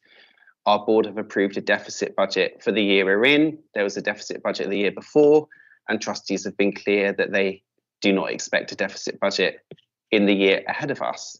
That is really challenging. And that is the case for our colleagues up and down the country. And it directly ties to the question before your supplementary question, which is about access and accessibility. It leads to some really difficult conversations, and that's why these issues are really challenging. And I think I've shared some really fantastic news today, and that is very much just because of the fortuitous timing of this committee. But I don't want you to not hear that running organisations like TRP with a large workforce, with big buildings, with increasing costs, is anything other than probably the most challenging it's been for 20 or 30 years. Councillor Rainsford. Thank you, Chair. It's been so inspiring, actually, listening to all the wonderful positives that are going on in the city. Looking at the employment figures, which have grown quite significantly since 2019, and obviously had a massive dip with COVID, and seem to have come back up. And James's comments about skills training, given that a large number of people working, particularly in the theatre sector, are freelance, are there any targets or aims to find jobs that are more permanent through apprenticeships, rather than just bringing people in from outside, potentially, rather than people who actually live and work in the city? I'm happy to take it. It's quite difficult to see whether or not Councillor Lang or Hannah or David want to come in. So please just shout over me. I'll maybe just give a quick response to that, and then You, James, that's it. is that? Did you say yes, Hannah? Keep going. Keep going, James. Yeah, go on. Okay. Yeah, I mean, there's very specific labour and skills related issues in the context of the city that are like really fascinating, and it's specific to TR2. TR2 down at Catdown, where we're building sets, needs carpenters, welders, electricians, and the reality is, if you're passionate about developing a career in those sectors, you can go into Babcock or go into Princess Yachts and earn more than you can earn at TR2. That is a real challenge. And that is very specific to the skills issues within the specific ecology of our city. So we're really thinking about that and wanting to work with partners at City College Plymouth, at Arts University Plymouth, at Plymouth University, to help young people to understand that you don't, you know, if you want a career as a welder or you want to be an electrician or a carpenter, there are other places to work other than Princess Yachts and in the dockyard. And certainly, if you are a wannabe carpenter, electrician, or a welder, and you want to bring some creativity to the role, to your future life, we are really keen to create more permanent work. We know that permanent work is meaningful to setting up a family and setting up a home, and we want more young people who are developing their skills and being trained in Plymouth to create jobs to have jobs and permanency at TRP and at TR2. And we're really working with our city FE and HE partners and other cultural organisations in the city to work through those knotty issues. Thank you. Hannah, do you want to come in? Yeah, I was just going to add to that from a sort of wider city perspective as well, as James has mentioned, that we have this whole creative economy. So what we're talking about today is a very specific sector, but there are people with skills that can work across a whole range of sectors, but with creativity within them. And so I think the more our young people understand that selecting arts doesn't mean you have to be an artist, but actually you could go into all this wealth of opportunities, sectors, we start to give people reason to stay. We start to make them feel as though they can have a portfolio career if they want to, and there is sufficient work there for them to do that, but also they're not pigeonholing themselves into a career at this point in their early lives. So we're working very closely as well with the Education Skills Board around the sector skills partnership models. It's worked very well for the construction sector, you'll be aware. So what does that look like for creative and cultural industries? It will be different. It is a different beast.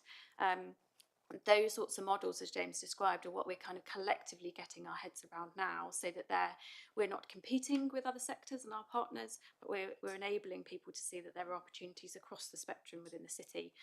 That means we can retain more of our graduates. Councillor Lang, you had something to add? I wanted to add just something very quickly, just going back to our reputation again. So that's part of retention. Yes, job creation is a big part of it, and as you'll know, Lauren, if that's your background too, freelance work is kind of very usual in these sectors. But I really think it's, again, about, metamorphosis premiered here. Devil Wears Prada.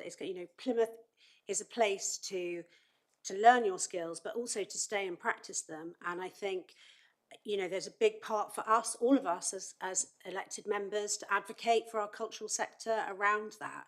And we keep building our reputation. And then the conversations that James was talking about in terms of, the cultural leaders in the city all working together in this really visible and obvious way that people are really noticing, it all builds our reputation, and it all gives people reason to stay, have the jobs here, but also because Plymouth is a great place to work. And even if you train somewhere else, you want to come to Plymouth because this is where it's happening, and it's a city that takes this kind of thing seriously. Thank you. I had Councillor Carlisle and then Macleay. Thank you, Chair.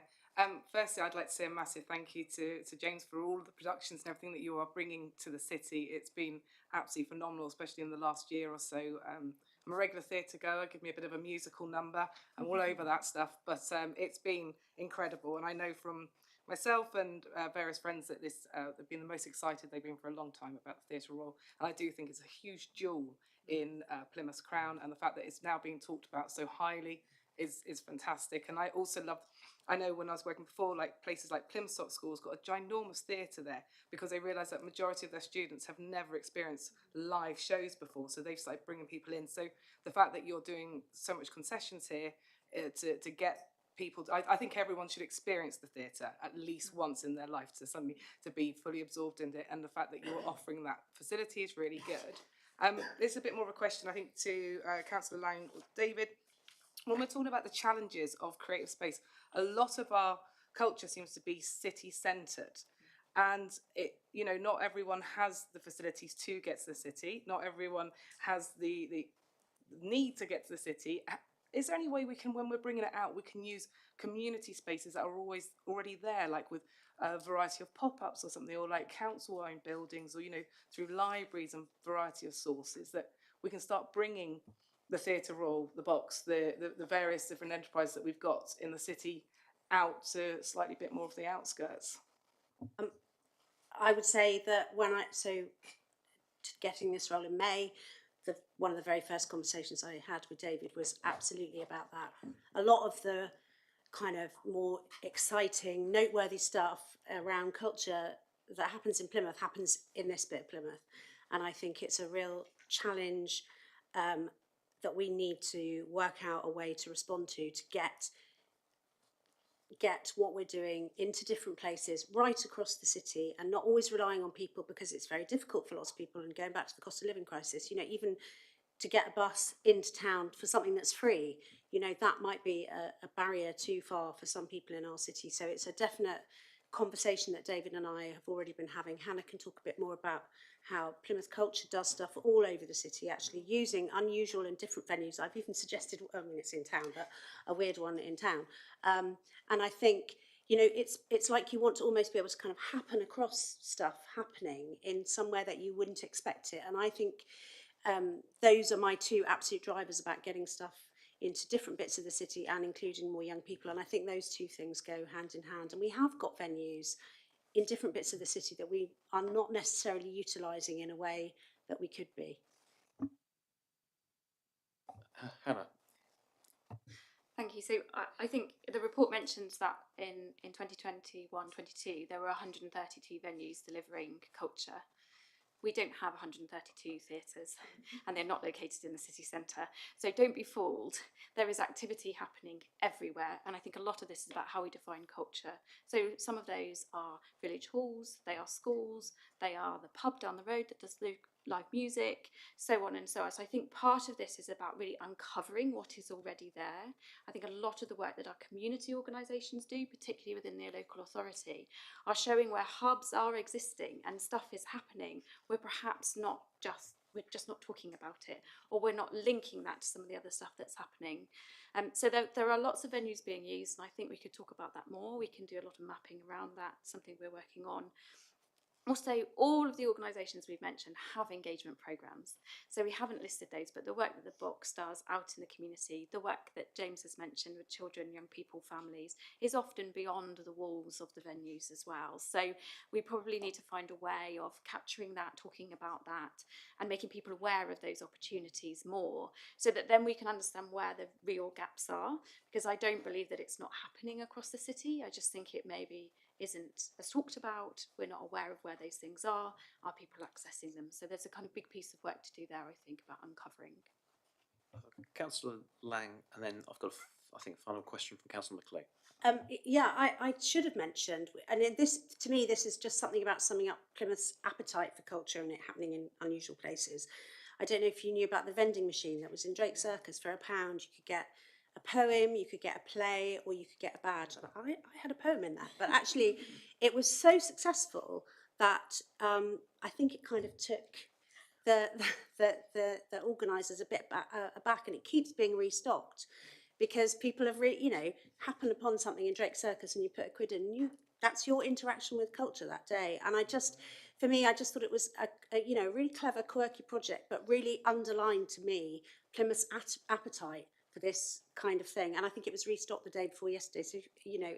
So it's just a clever thing, and it's the kind of thing we do in Plymouth. And I feel really proud of that one particular project, how it's been embraced by the city. And again, it's about doing things a bit differently. And as Hannah says, there is plenty of it. There's more to do. I accept your point. There's plenty going on, but I really think there is more to do around people who don't engage with culture or think it's not for them, actually, probably more than their ability to do it. They don't think it's for them, and we have a job to do to make sure that we reach those people. Councillor McLean. Thank you, Chair. My first one was a potential recommendation around how we as a committee can support and throw our weight behind the challenges that James pinpointed in relation to energy costs, and whether we can write to the Cabinet Member for Culture, because I know that this isn't an issue that is just isolated to Plymouth. So whether there's something we can do there. My question was again around heat mapping, but also around unlocking those 5 new spaces for culture annually, whether we had locations identified, and again, considering the spread of culture throughout the city as well. So what we haven't done is kind of identify those 5 spaces and then work with them for the year. What we found is a lot of organisations have just taken up the mantle and kind of done it. So Barbican Theatre have been in really unusual spaces and places. They had music in the old Toys R Us kind of building and things like that. So what we found is organisations have just really responded very well to that. What we would like to do, and it's a conversation we're having with the economic development team, is to consider more of a pipeline of culture for the city. So are there spaces, places, locations that we want to actively develop? And either that's because we've identified there's limited provision there, or people are not accessing what's already there, or whether it's because it aligns with some of the other agendas that we have in the city. So to date, people have just jumped on it and gone with it, and we have way more than 5 happening all over the place. But we're starting to link up now with economic development about what strategically we might be looking at for a development pipeline. Very quickly, finally, Councillor Gilmore. Yes, so edges of culture. As a non-Plymothian, someone who's come to the city, I'm constantly astounded by the depth of history here.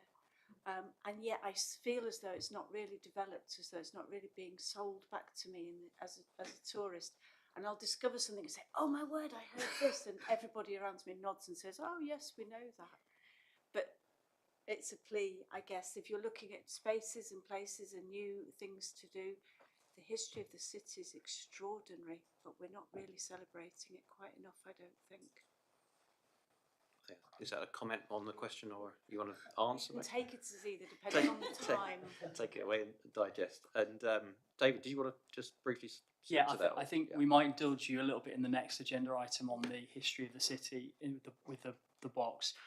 Could I just, is it possible, Richard, to make a comment just about perhaps the journey to this point, just very briefly? Very, very briefly. So what you've heard today, it doesn't happen by accident. You know, if you look at cultural cities around the UK, they don't just suddenly, you know, grow and have, you know, the highest number of national portfolio organisations, or the biggest number of national investment from Arts Council England, or a local authority that's making huge co-investments, or a strategic partnership, or a great theatre. They come from having a grand plan. And I often muse, I suppose I've got a bit of memory in this space. It wasn't that long ago that this committee would have been having a conversation in the early 2000s about whether or not culture was a sector that had equality alongside manufacturing or industry. In fact, I remember when TR2 was built, there was a big debate around whether that was a bad use of the waterfront, because it should go for deep water kind of parking boats or industrial uses. And we're obviously significantly beyond that.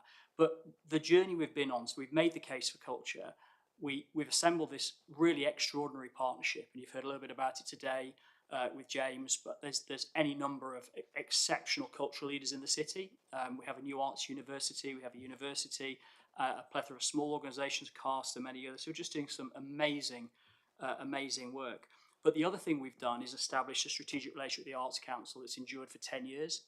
So that relationship about co-investment, and the Arts Council, they have a Let's Create strategy, but fundamentally what the Arts Council does is invest alongside local authorities that invest in culture. That is fundamentally their principle, and that's why fundamentally we've got so much investment from the Arts Council alongside this city, is because you as a group of members have created space for that investment, and had you not done it, Arts Council would not have come alongside you. And there are multiple examples of that. We're talking, I can't remember exact numbers, it's sort of £50 million if you look over a significant period. The other thing you've done is you've made some direct investments, and it's easy to forget those. So yes, there's some of the larger ones, like you'll hear about in a moment at the box, but Ocean Studios is another great example, and Rio is a great example, and all these bits of cultural infrastructure and cultural capacity. So if we were going through phases of culture, the bit we're in now is the return on investment stage, and that's what we should be all about. Is that investment can be social capital, as you've heard, it can be jobs. And you know, whilst we've got challenges, I just remember we would have been having a conversation 15 years ago about culture's soft, and you know, it's not actually to get the hard return on investment. And now we're not in that space, and that, I think we should all be incredibly proud of that journey personally. Great. Thank you to everyone that's contributed, and to all your teams for the work that you do. And I mean, I've got to leave at 4 p.m, but so I won't sort of hear the next slot. But just phenomenal stuff. I know just from James's team at Theatre Royal, just some incredible productions, and you've got your new chairperson in place, or relatively new. So that's, you know, again, we're sort of punching at a national or international level there with Dame Darcy Bustle. But you know, at the box as well, it complements one another, doesn't it? And you've got the Joshua Reynolds and the Begum exhibition, you know, because it's been blended. It's just really phenomenal. So well done to everybody. Just James, just very briefly, I want to mention your very nice coffee areas and sort of the restaurant stroke coffee bar area. Now, where I'm going with this is you're you're not quite as central as the box. So the box, when you walk past it, it seems to be quite busy, you know, on the ground floor. And I do you kind of use that area, you know, sort of the cafe area to for social space and for people to sort of pop in and have a coffee and get used to being in a theatre environment? Is that a sort of a business tool to draw people in? Maybe they then come back sort of in the evening a week later or something. I'm wryly smiling because if you asked every theatre chief exec in the country how much time they spend talking about food and beverage, it would be sort of up in the 50 and 60%, not much time talking about art. We know that we could do better at our F&B offer at TRP. The reality is, I'm sad to say, that the economics are pretty difficult. But lots of you will know that there was a restaurant at TRP pre-COVID. What lots of you won't know is that the restaurant never made any money. It was loss-making, propped up by bar sales. So it's not economically, it does not work at the moment in terms of how stretched our balance sheet is for us to put the restaurant back into TRP. It just doesn't work. It doesn't make sense.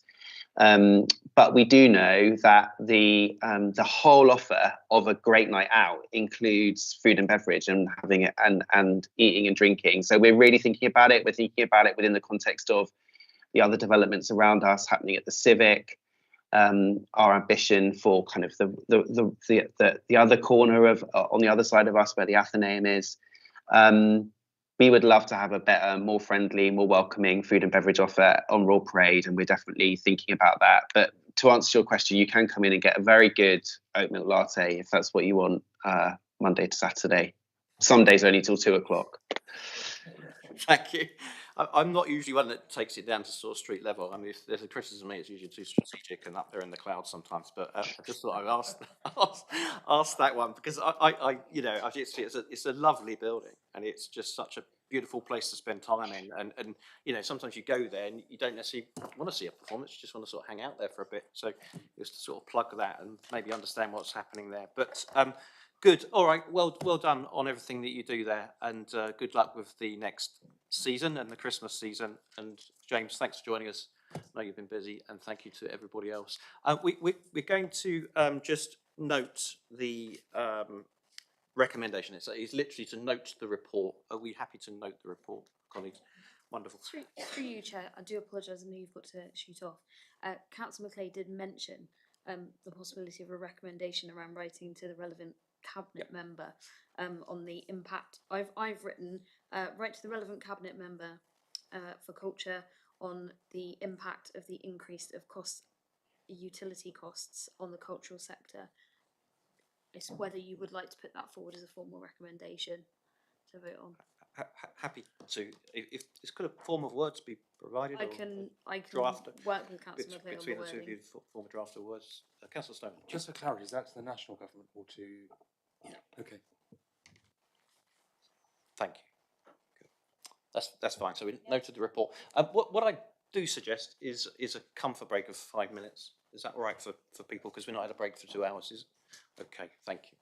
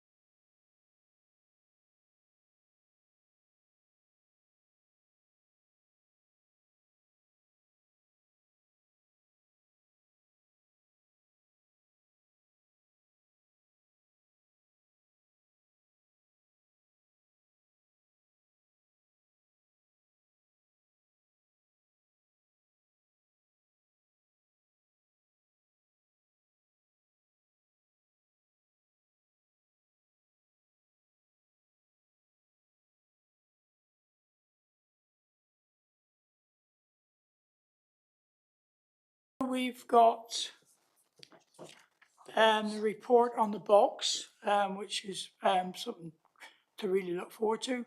And I understand it's going to be you, Councillor Lang, and Victoria Pomeroy, and the rest of the team.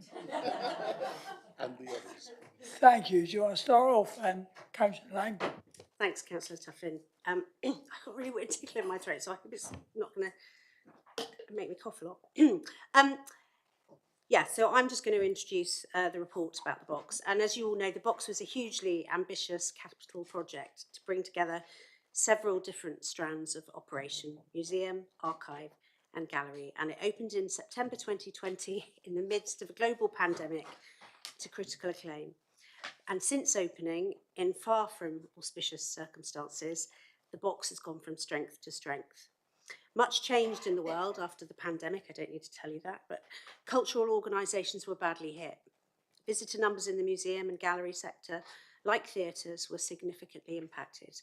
However, the box has now had more than 600,000 visits, 245,987 visits were made in the last financial year. And this year, visitor numbers are on target to do just as well. And since April this year, more than 10,000 people, and this is the bit that really excites me, have taken part in our family programme. The commercial performance at the box has also been extremely positive in spite of the cost of living crisis, with £429,830 of income generated in the last financial year. And in addition, the box is building its fundraising capabilities in a competitive environment, with more organisations than ever applying for funding. The box has had an incredible summer, largely driven by an ambitious exhibition programme, the Summer of Light and Colour, which I hope most of you have been able to see some or all of, Reynolds and Rana Begum, and a series of events and activities, particularly for children and young people. So I'm going to go on to some more pretty impressive stats. In the 6 weeks of the summer holidays, we welcomed over 52,000 visits to the box. The team also looks after Smeaton's Tower and Elizabethan House. Smeaton's Tower welcomed nearly 5,500 visitors. Elizabethan House welcomed nearly 800. Plus, we sold over 170 of our heritage passes, with online orders really popular for those. There's still an opportunity to catch the summer programme of exhibitions, whilst in the meantime the team at the box are working on the delivery of an exciting autumn programme. And I have to put a plug in for the thing I'm completely obsessed about, which is the unrolling of Solomon Hart's work, The Execution of Lady Jane Grey, which is going to be on Wednesday the 27th of September, which is something that's been in our archive, a massive painting. And Solomon Hart, who was the first Jewish Royal Academician, is from Plymouth. And so that work is going to be unrolled during the day, and I've arranged for all my meetings to be at the box so I can pop out and keep an eye on it. So yeah, I'm really, really excited about that. The box has now got a new vision, mission and values, which drives its work. I've got that here. I can read it out or share it with you after. And the box is really continuing to learn about how its spaces work. And I think one of those ways, and which has been a real highlight for me, is the bazaar, which has been running in front of the entrance to the box over the past few months. It's the final Saturday of the month, and working with Diversity Business Incubators, street food stalls, there's music, there's entertainment, and it's just the most lovely atmosphere. And the last one I went to, I just sat there all afternoon, watched the world go by, listened to the music, had some amazing food, and it's a really wonderful way of using that space in front of the box. So I'll give a plug for the next one, which is on the 30th of September. If you haven't been, I really recommend going. So I hope you'd agree that the report contains, quite a lot of information on the performance, but also on the impact of the box. And I'm really proud that Plymouth has this exceptional facility here in the city, and that we as a city council support it. The box is a national portfolio organisation like the Theatre Royal and Plymouth Culture, and receives a revenue grant from Arts Council England, for which we're hugely grateful. The reputation of the box is developing, and the innovative work that it delivers is being noticed not only locally, not only regionally, not only nationally, but internationally. And in June, I'm a member of the LGA Culture, Media and Sport Board, and I invited them down. They had the most fantastic day in Plymouth. They were absolutely blown away by the box, by Market Hall. They went down to TR2 to see the work that goes on down there. And I've just come from the next meeting after that, and they were all talking about it. What a brilliant time they had. And actually there was a debate around, you know, it's difficult for councillors to get out of London, you know, they don't want to do it, but actually they were using Plymouth as an example of why, you know, if you're on these boards, you need to be going out and seeing what places are doing. We can all learn so much from each other. And I think we created a whole load of advocates for Plymouth that day who, you know, talking about us in the most glowing of terms. It was a really, really good day. And we had the pleasure of having lunch with Jeremy Deller, who, you know, is a world-renowned artist who has chosen Plymouth for one of his projects. There's going to be a cultural organisation involved in his project, which there'll be one in England, one in Wales, one in Northern Ireland and one in Scotland, and we are the English venue. So again, it goes back to our reputation, you know, Plymouth is the place to be doing things like this. So, you know, we shouldn't forget the Box remains a young organisation. 29th of September marks only 3 years from its opening, and what a lot has happened during that time. And I believe that the programme for next year will continue to create impact for the health and well-being of our communities, again, raise the profile of our city, and support the creativity of our children and young people. It's a fantastic learning resource, not only for those in formal education, but for many individuals within our community. The press and the media coverage it's already attracted for Plymouth is enormous. The equivalent advertising value of the coverage is £5 million, with a global reach of 187 million. And the return on our investment in the Box is already being felt. So I'm going to hand over to Victoria Pomeroy, who's CEO of the Box, to say a few words, and then Kate Farmery, who's head of business at the Box, and David and I would be happy to take any questions. Thank you, Chair, Vice Chair. Thank you, Councillor Tuffy. Thank you, Jemima, for your introductory comments. And I'll be really brief because I know you probably want to get on and ask some questions, but really just building on what Jemima said, I think the Box is going from strength to strength. I've been in post for almost 2 years. So James said he'd been in post for 20 months. I'm almost at 24 months next month. And it's been a really exciting journey, and I think so much has changed. And we have had, as Jemima's outlined, an incredible summer. And if Hannah, you don't mind flicking on to the next slide, I thought it would just be useful putting up, hopefully we can all see that we're looking at attracting 222,000 visits in this financial year, and that to date we're at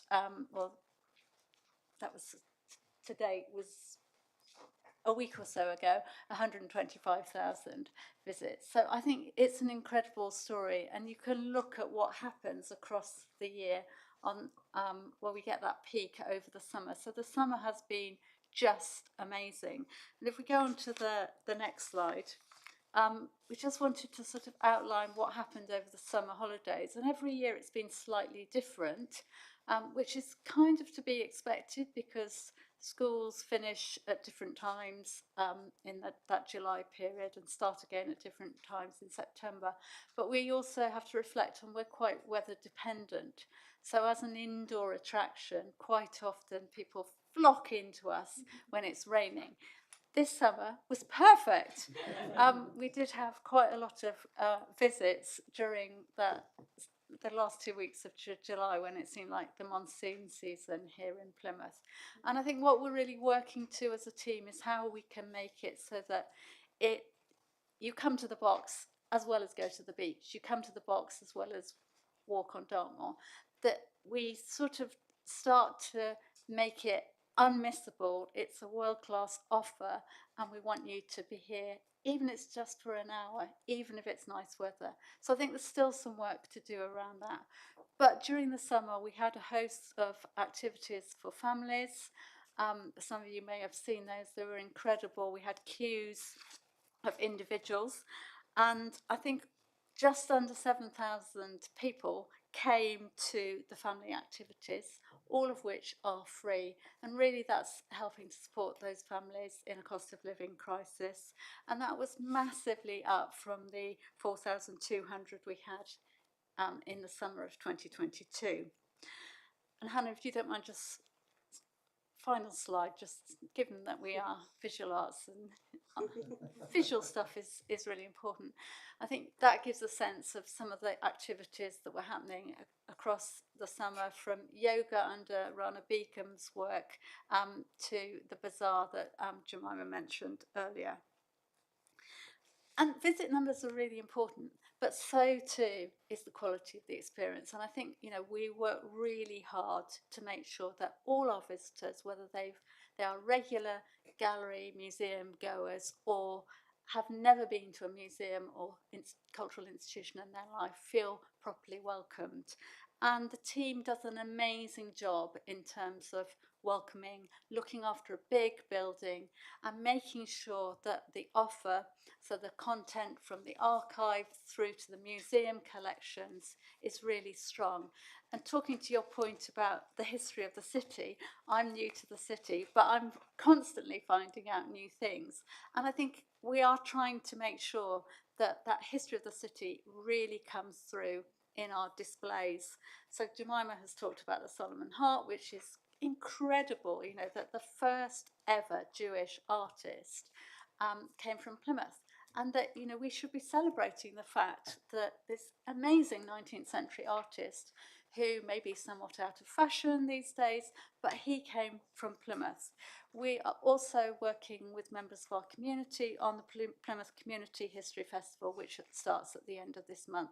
So again, really getting in and under the sort of notion of Plymouth's history, and also really thinking about how we can talk about various elements of Plymouth's history that might not be so easy to talk about. How can we talk about them and reveal them to our communities, and how do we make the past relevant to today? One of my favourite TripAdvisor comments from this summer, and I thought I should just read it out, says, "Wow, this place blew my mind and totally exceeded my expectations. I love how sensitively and beautifully the box addresses the legacies of the past. Colonialism, racism, gender inequality, exploitation of nature. I was in tears and have hope for humanity. It faces the reality head on, doesn't shy away from speaking the unspoken, and honours the past, while creating curiosity and hope for the future. Everything's incredibly tasteful. The staff obviously love their jobs, and the gift shop and cafe are great. Made me feel very proud." Well, that made me feel very proud, and members of my team who really, I think that really said so much about what we do. So like James said, I'm really excited about the future of the cultural offer and the cultural infrastructure in the city, and for the future of the city. I think there's so much positivity here, and there is so much potential, and we are starting to realise that. This is a time to embrace creativity. I really believe that. We are living in a world that is always changing. We have to be creative as individuals. And this is a moment to reposition Plymouth. The box is a key element of the story of Plymouth now, and it is a key element of repositioning Plymouth on a global stage. So we're really working hard to support the city's ambitions and to embed culture into everyday life. So thank you for your continued support. I'm very happy to take questions.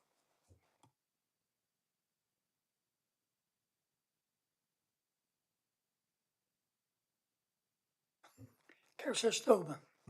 Thank you, Chair. I just want to say I love it. I love the box. I've been to museums all over the world, Amsterdam, London, all over the place, and it is my favourite by far. It's got everything you could possibly want and more, including Breakfast with Santa, which I must say I thoroughly enjoyed when I went last year. It was amazing. So thank you for the interesting diverse ranges on offer, it is amazing, and I'm looking forward to supporting it and seeing it go from strength to strength in the future. Councillor Carlo. Thank you, Chair. Firstly, let's say, as James seconded, it's been incredible, and all the hard work that all of you have done to make the box the feature point that has been for Plymouth. I've got two questions, but I think the answer might be the same for both, so it might tie in a little bit nicer. I like to think of myself as a culture vulture. I think realistically I'm probably a culture pigeon in the fact that I quite like populist culture, maybe rather than others when I look at my own tastes. But I actually had a residents meeting, and one of the residents worked at the box, and they were saying, oh, we'd love to do something like bring the Doctor Who exhibition there. And so many people around us were like, oh my God, I would love to go there. And so I was wondering, and again, my favourite thing from this year was, because the night belonged to us, I thought I went to the closing party, and that was phenomenal. I mean, absolutely phenomenal. I only moved to Plymouth 26 years ago, but I still adored it, every single part of that whole exhibition, and I could see it from everyone else. So my first question is there any way we could maybe do more of the populace as well? Because a lot of the stuff is fantastic, and to herald the first sort of Jewish painter who actually came from Plymouth is fantastic. But is there anything else we could sort of marry up with? And then my second question, which I say the answer might be the same for both, is I know from speaking before with you guys last year that there's a really high intake from primary school, but then it suddenly drops off when they get to about 11, and there's very little engagement until they maybe go back to university, they start university, or the University of Plymouth College of Art and Design. I'm wondering if there's something that ties in with the populace, that ties in with maybe trying to keep that interest for them during that whole time, especially because I think teenage years are is when you can start pumping them full of stuff that comes to fruition as they're grown-ups. Okay, thank you for that question. So, I mean, we could be here for quite a long time answering it. So to be sort of brief, I think the point about teenagers is that sometimes that's linked to schools find it really difficult to get groups out and to allocate enough time for them to come and visit. So there is a challenge around that age group with the through formal education. In terms of informally, I think we're seeing the demographics changing. We know that we have a predominantly female audience, which is in line with quite a lot of other museum and gallery organisations. We have actually, though, seen that we're getting more young people. So I think there is something shifting. I think it takes time, it doesn't just happen. And linked to the sort of populist, so the Doctor Who show, that was pre my time. I could have seen that could have been quite an interesting show to take. We also have, through the Arts Council, we're funded as a visual arts organisation, so that we're not actually funded as a museum, and we're not funded by them as an archive either. So it's kind of getting the balance right about the programme, and I think our collection strength, we have strengths in the visual arts and the decorative arts alongside natural history and social history. So we're trying to balance lots of things, and I think where we're going is to, you could say someone like Reynolds is a household name at one level, but to lots of people they've probably never heard of him.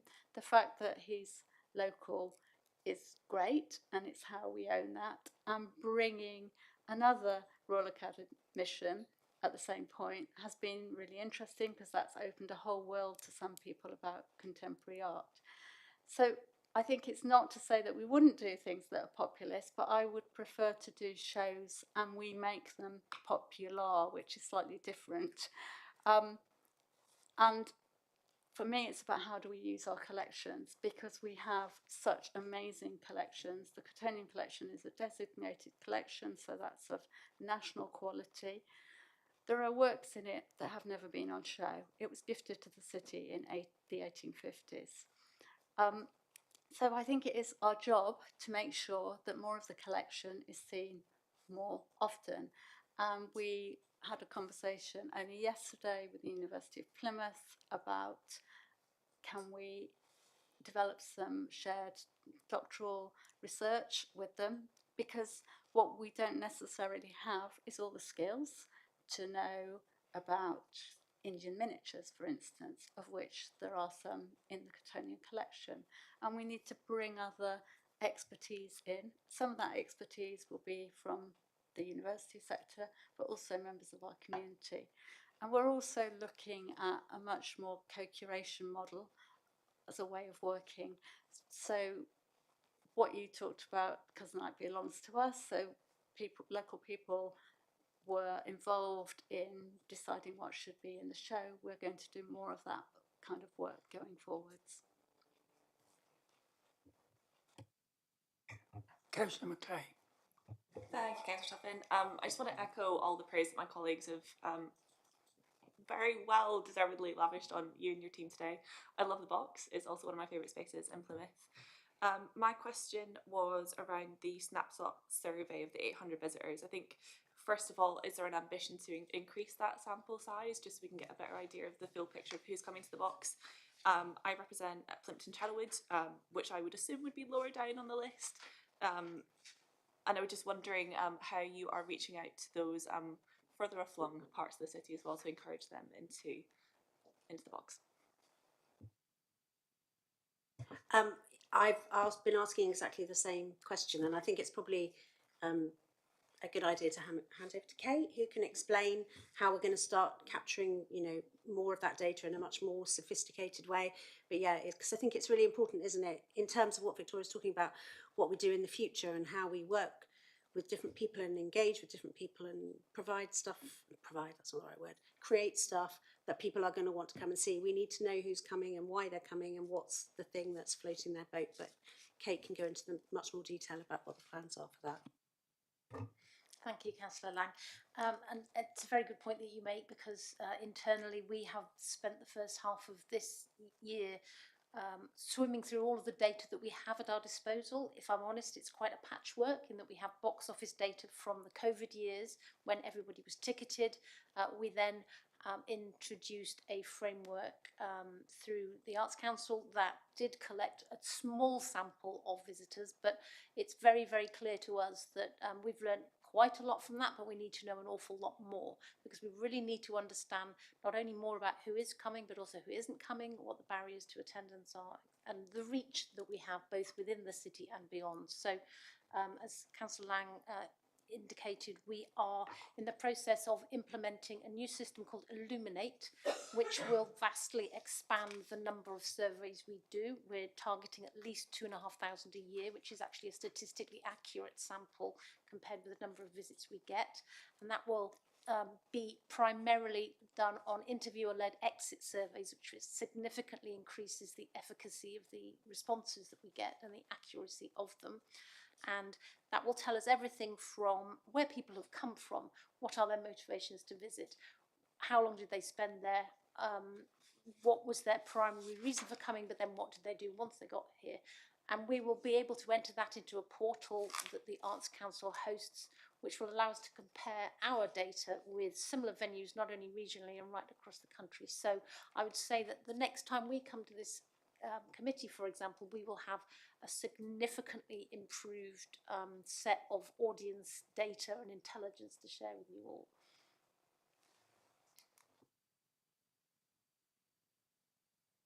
Councillor Noble. Thank you for on the couple of times you've invited us to come along, and you've taken time to with Tara to show me around the exhibitions. I've got an interest in art, but I like the fact you've had a balance of. We've just had the Theatre Royal here, and Reynolds is like that in a way, something that's gone, you know, national, very important part of art history in this country. And then you've got new things, so there's a bit of a history and a background you perhaps need to, you know about beforehand.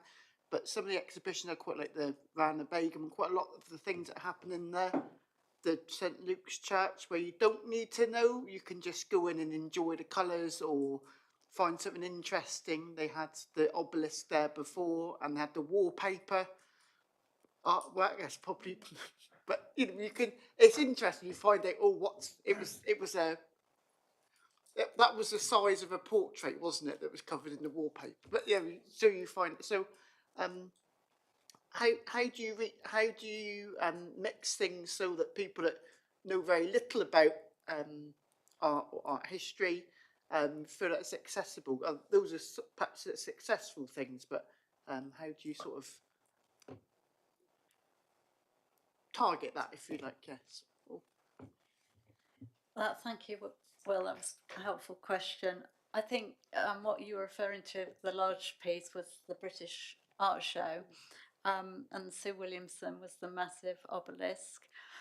I think what we're trying to do is really open people's eyes, and our own too, because sometimes, you know, we talk to artists and we don't necessarily know what they're going to come up with, and that's part of the sort of risky side of the process, where you can think an artist might be going to produce X and they produce Y. But I think it is our jobs as well, the curatorial team, to really help think about making the work relevant. So whether it's contemporary art or historical art, or whether it's heritage, how do we make all of those works and objects, how do we make them really relevant for contemporary audiences? So I think we're also thinking a lot about interpretation. We think and talk about a lot about who is coming, how are they going to feel, how are they going to navigate their way through the spaces, what information would be helpful for them to have as text, what information might be better delivered by our staff and volunteers, what else might help. So is it a talks programme, or with the Solomon Hart there's going to be a one-man show, and that will be really helpful, a performance piece to really understand a bit more about Solomon Hart's life. So I think we are really thinking about how do you make it, whatever it is, really relevant, and how does it talk to some of the key and pressing issues of our age. And I think some of those issues are around the environmental crisis at the moment, and some of those issues are around identity, representation and equity. So I think we're always thinking about that, and we're not, I think there's a danger of people thinking that museums are neutral spaces. We're not neutral spaces. We're never neutral spaces, because they are inhabited by people who have ideas and who have unconscious bias and all sorts of other things. So I think we're really mindful of trying to keep to some core themes, but also really thinking about the audiences who come, and also have dialogues with audiences and get the feedback and use that to inform how we move forward as an organisation.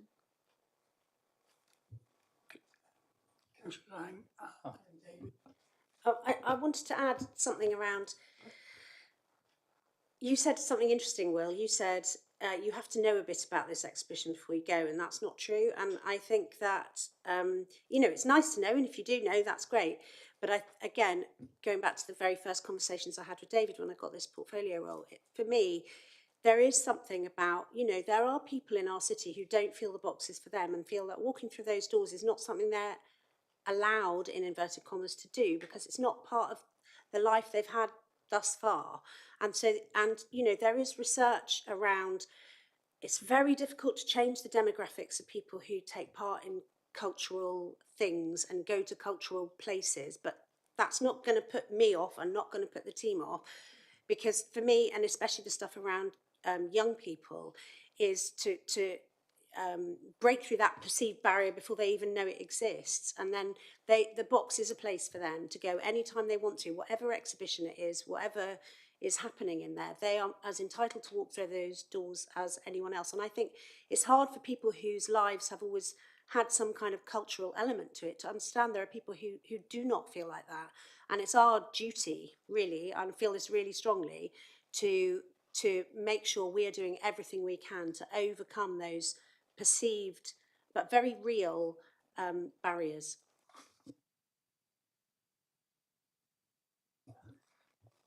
Do you want to speak, David? May I? It was Of just, course. I really relate to your comments, Will, about going in there and discovering things. And when I was given responsibility for the museum, it was 2012. I'd never visited it, so I mean, you know, that sort of explains my journey. And we've obviously got some amazing creative leaders in the city, curators. But and I come at it from a layperson. I'm not a curator. I'm not a cultural practitioner. But what I've learned, and talking to your point as well, Charlotte, about popular versus populist, I'm inevitably asking the same questions. That's sort of my job, is saying, you know, well, how are we going to get more people to the show, and how? And it's amazing if you start scratching the surface, how we can quickly find ways in for people. So if you think about the Cottonian collection, you know, we had a Rubens and a Da Vinci on display. Well, Da Vinci question mark, was it, wasn't it? You know, well, that's a way, that's pretty popular as far as I can see. We had the Armada portrait, which, you know, if you saw that, I think from Woburn Abbey, it was the lens, wasn't it? Still on display. And the story behind that. And of course, I'm fortunate to get the narration from the curators. But and there's lots of other examples, but there's just two examples of your point, Will, about how you get people in, and you don't need permission, you just need that approach to discovery. So the Solomon Hart, I had the opportunity to talk to the first female president of the Royal Academy when she came down to Plymouth, and Solomon Hart is the first Jewish academician. If you speak to the curator about that story, you know that there's great story why that picture was in our archive. There was a whole lot of politics about it 100 years ago, why it was on display, why it was not on display. You know, that's what this is about. It's making that popular, and suddenly people want to go and they want to inquire. My own personal journey on Reynolds, I'd heard of Reynolds, I've read about Reynolds. When I got to the show and started speaking to the curators, and it was explained, you know, these are some of the female objects that don't normally get shown, that they've sort of been written out of history. And then there's a Ron and Bagan video, and it was talking about how the amazing talent of Reynolds as a portrait to get depth into a dress. So suddenly, here I am, from never been to the museum, I'm looking at this sleeve on this dress and understanding the layering, the textures, the painting. And it's sort of like, I suppose it's like a journey into wine. You start and then you go. And I think what you said, Will, I think is brilliant. The fact that you're going in there, you're not entirely sure what you saw, you weren't entirely sure what it meant, but it doesn't matter. And the fact that you did that and you spoke like that, I think is fantastic. And that's sort of my journey as well. And so now what I'm looking for is, I don't know what the next show is going to be. I don't really mind, but what I do want to do is I want to be inspired. I want to find a way in. So I think that you as ward councillors have an opportunity to, and I know we do this for Victoria and the curators, to give you the tools so that you can open the doors for your residents into shows. Because I spoke to people there, they said it's not for me. I can't go through that door. Do I have to? You know, will someone come and ask me something? You know, all that stuff. But I think you as ward councillors have a massive role as the community leaders in your wards. So I just really like what you said, Will, and I think that for me that was brilliant advocacy.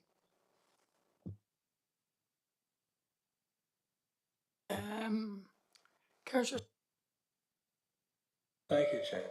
I have to agree with my two colleagues. The box is stupendous. I'm very fortunate in some respect, but family-wise, because I was born in the East End of London, and my playground was the V&A, South Bank, the War Museum, Science Museum, etc., National History. They are all up there. Let me assure you, you're up there with them. It's every time I come to the box, it's an incredible experience. Just out of interest, this snapshot survey, I'm very pleased to say my own ward is up there amongst the top 4. And taking David's point, having come back from the thing, that I also do sort of, you know, obviously meetings and that sort of stuff, and newsletters, and everything that comes in from the box, I put out to the ward, which is, I'd like to think, part of the reason we're up there. But it's the question more than anything. Kate, you mentioned about the next meeting, you might have some more data, etc. 40%, 46% of visitors were 65 plus. That's representative in my ward. And 65% were female.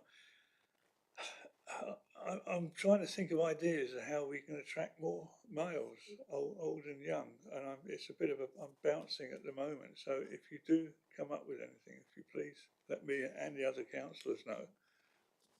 Thank you. Well, as you probably saw, we did this year mark the 50th anniversary of Pele playing at Plymouth Argyle, and that brought an entirely different audience. I mean, and we saw particularly men of a certain age who can remember being at the game, coming to see the memorabilia that we had on display. So I think, you know, the trick for us going forward is to think more about objects or items from the collection that will talk to slightly different audiences. I think my earlier comments were that, and it's true, that there are more women who attend museums and galleries than men, but it's usually a bit closer to that sort of 55% figure. So I think we know we've still got some work to do, and we are really thinking about how do we do that. But I think the Jeremy Deller exhibition that we're working on with the National Gallery will be really helpful in doing that. And also we've got all sorts of relationships developing with the National Portrait Gallery. So all of those London galleries you mentioned, we've got loans coming from the V&A, and we're also working with the Imperial War Museum on a collaboration and new commission marking the Falklands conflict.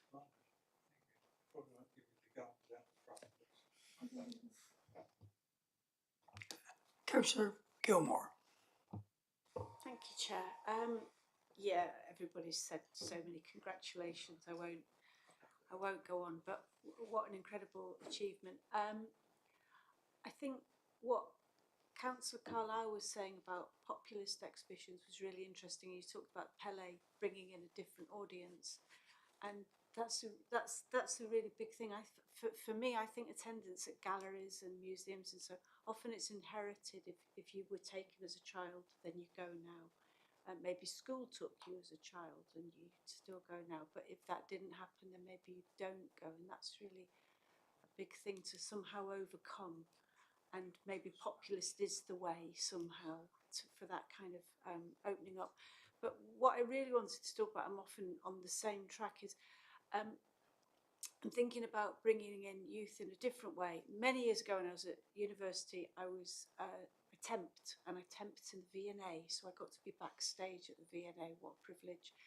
And one thing that stayed with me is how many different jobs there are backstage in a gallery and in a museum. And is there potential to go out to schools offering work experience, going to careers fairs? I bet you already do go to careers fairs at the universities, but attracting younger ones, opening up their minds to the idea that galleries, exhibitions might be somewhere that they would go and they would take their skills in the same way that James was talking about. If you want to be a welder, but not at the shipyard, maybe you could be a welder at theatre, that kind of idea. Thank you. A really good point, because I think people don't actually realise what careers sit behind a museum and gallery. And certainly when I was at school, no one was telling me what the jobs were in this sector, because there are lots from marketing through to finance, from catering, from operations, as well as curatorial and learning. So I think, yes, we've still got quite a lot of work to do, and I think we've been talking across all the MPOs in the city about how do we make it's about making what we do much more transparent to people. And that's why, again, from the Solomon Hart, the rolling out is another opportunity for people to come and see what actually happens behind the scenes. We're putting it front and central so that people can see, oh, this is what a conservator might do and this is what a technician might do. So I think there is much more work right across the sector about the jobs that are available. We have, as James said, some of the challenges that the sector doesn't pay as well as maybe other areas. But I think if you really love doing this job and you want to be really creative and you can you know, you can make such a difference in so many different ways. So I think there's work to do, and that's with schools, it's with the university sector too. We've also had an apprentice, and I think we've got a new one who's just started, and we're about to get a couple more. So I think that's another route, because the workforce, particularly in museums and galleries, is very white and very middle class, and I think we've got to open up to the diversity of the communities right across England. We've got to really start thinking quite differently about recruitment. And quite often museums and galleries say they want people with PhDs and MAs, and sometimes that is just not required. We need people with good skills, whether that's using their hands, whether they're financial people. So I think there's just a bit of opening up to do within the sector. And I think the sector's is changing a lot, and I've been around for a long time, but it is changing, but there's still quite a lot to do. Can I add something about the Jeremy Deller project? So that comes with a job in Plymouth where they'll be working, I think it's 3 days a week on the Jeremy Deller project, but the 4th day they'll be working, the box can, they can work with the box and they'll be at the box's disposal, as it were. So again, I know I'm saying the same thing over and over again, but our reputation and the fact that we are getting these, world-class people coming to Plymouth, it's brilliant for our reputation, but actually there's a knock-on effect around jobs and skills, and whoever gets that, I mean, I've got history about A-level, but I don't know the first thing about curation, but that's going to be an amazing job for somebody who I'm sure is going to go on to do amazing things. So yeah, I think the whole thinking about the workforce, and again, as James was saying about, theatre jobs, I think it's a really good point, Lizzie, and I'm going to go in and really think about maybe, what we can do, a kind of behind the scenes thing, really a day of kind of, look, this is what goes on that you don't get to see, or this happens when the doors are closed, actually, and not when you're normally here. Just because you never know what that thing, and funny enough, I was going to say it about James, because James, I don't know if you all know his backstory, but he attended youth groups at the theatre, and that's what got him interested, and now he is back running the theatre. So you don't know what the thing is that's going to spark someone's interest and think, yeah, that's for me. And it's incumbent on us to be absolutely open and transparent about all the opportunities that exist. I think it's a brilliant challenge, and we need to go away and work out what we do about it. Thank you, Chair. Thank you. Thank you. Final speaker is Councillor McClay. Thank you, Councillor Finn. And I think we could all chat all day about culture, who has access to it, what is it. It's been a really wonderful scrutiny, actually. And I'm really sorry to bring it back down to like the day-to-day stuff.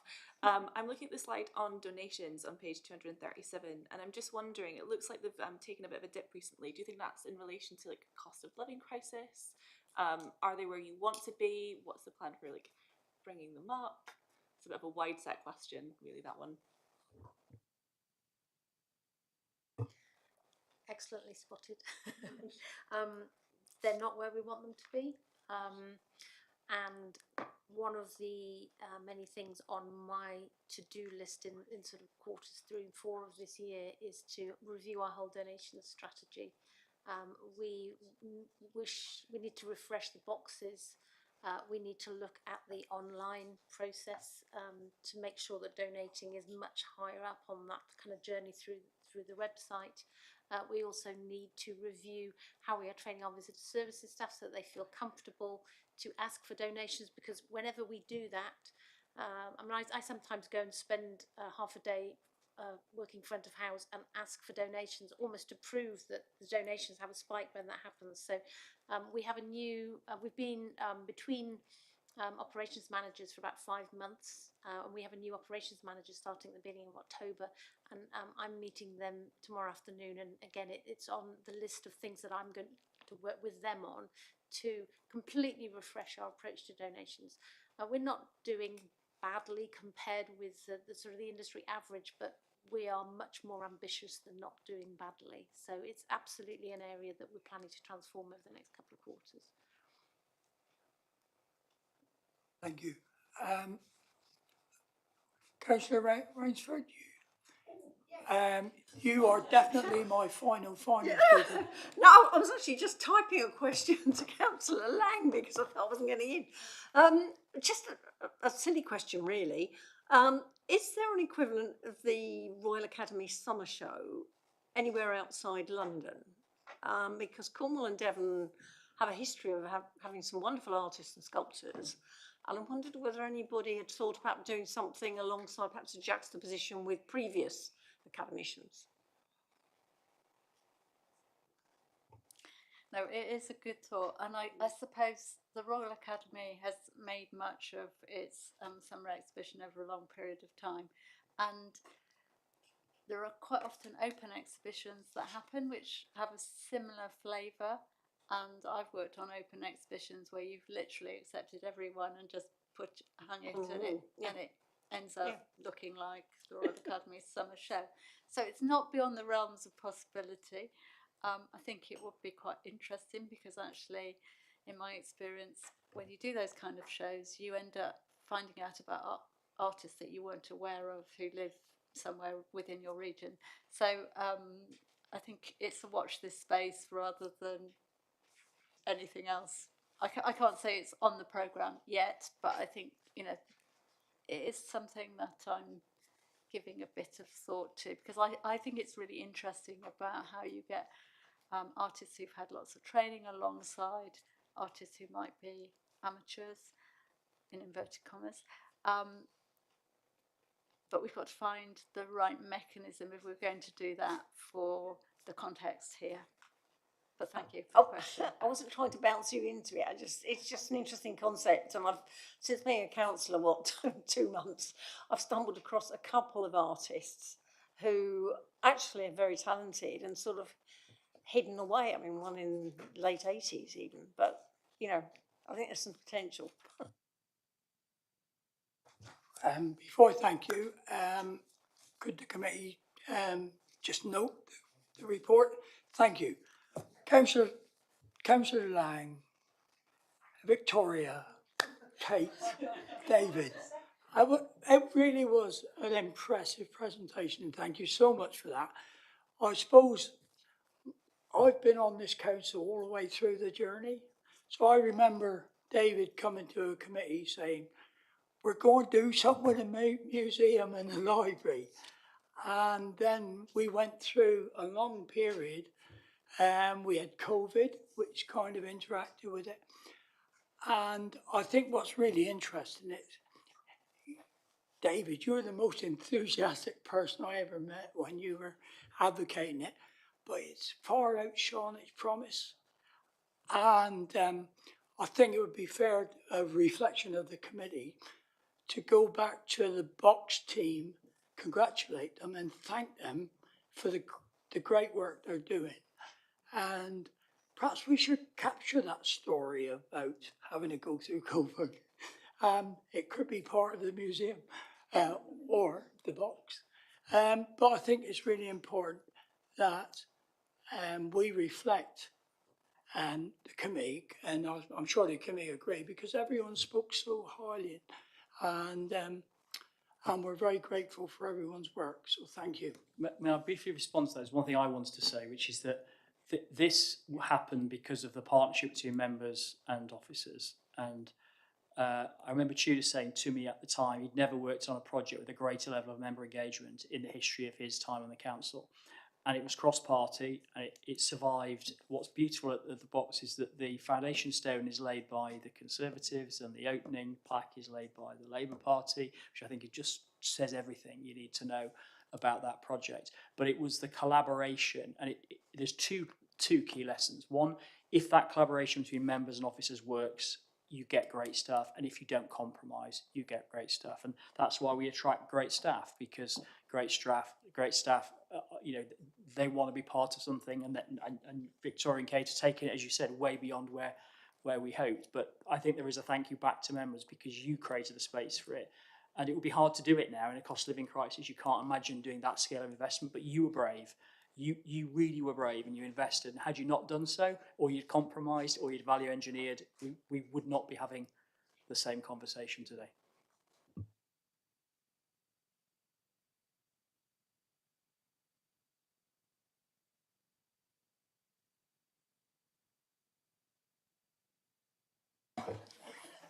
The work programme. Any, we got something that come out today, didn't we? With regards, no, sorry, that'll be the tracking decision. So with regards to the work programme, it's just to agree that you're happy, obviously in principle, that we've got the visitor plan and the water quality report next time. I wanted to note that following a conversation with Councillor Macleay about a request to have Theatre Royal and the Aquarium come to this meeting, in discussion with officers, it was determined it would be better to have the aquarium attend for the visitors update. So we're hoping to secure a presentation from the National Aquarium at the next meeting. But yeah, if everyone's happy with that, I can feed that back to the chair. The other item which the chair brought up was Freeport update at some point. Happy with that committee? Yeah, Chair. Right. Oh, Councillor, sorry. I had a question around South West Water coming in the next time and whether we imagine a higher level of public interest in that meeting as a result. And knowing that people from the public might want to speak on it, it was just a concern I had when I looked at it on the programme. Sorry, through you, Chair, members of the public speaking. So obviously they're not able to engage in that way in scrutiny. If we do have a high level of engagement in terms of we understand there's going to be a lot of people attending, we can always review the venue, but in terms of moving to the chamber, but we've not had a problem yet, so but yes. If you'll note tracking decisions, thank you all for your contributions. And sorry, I overran it.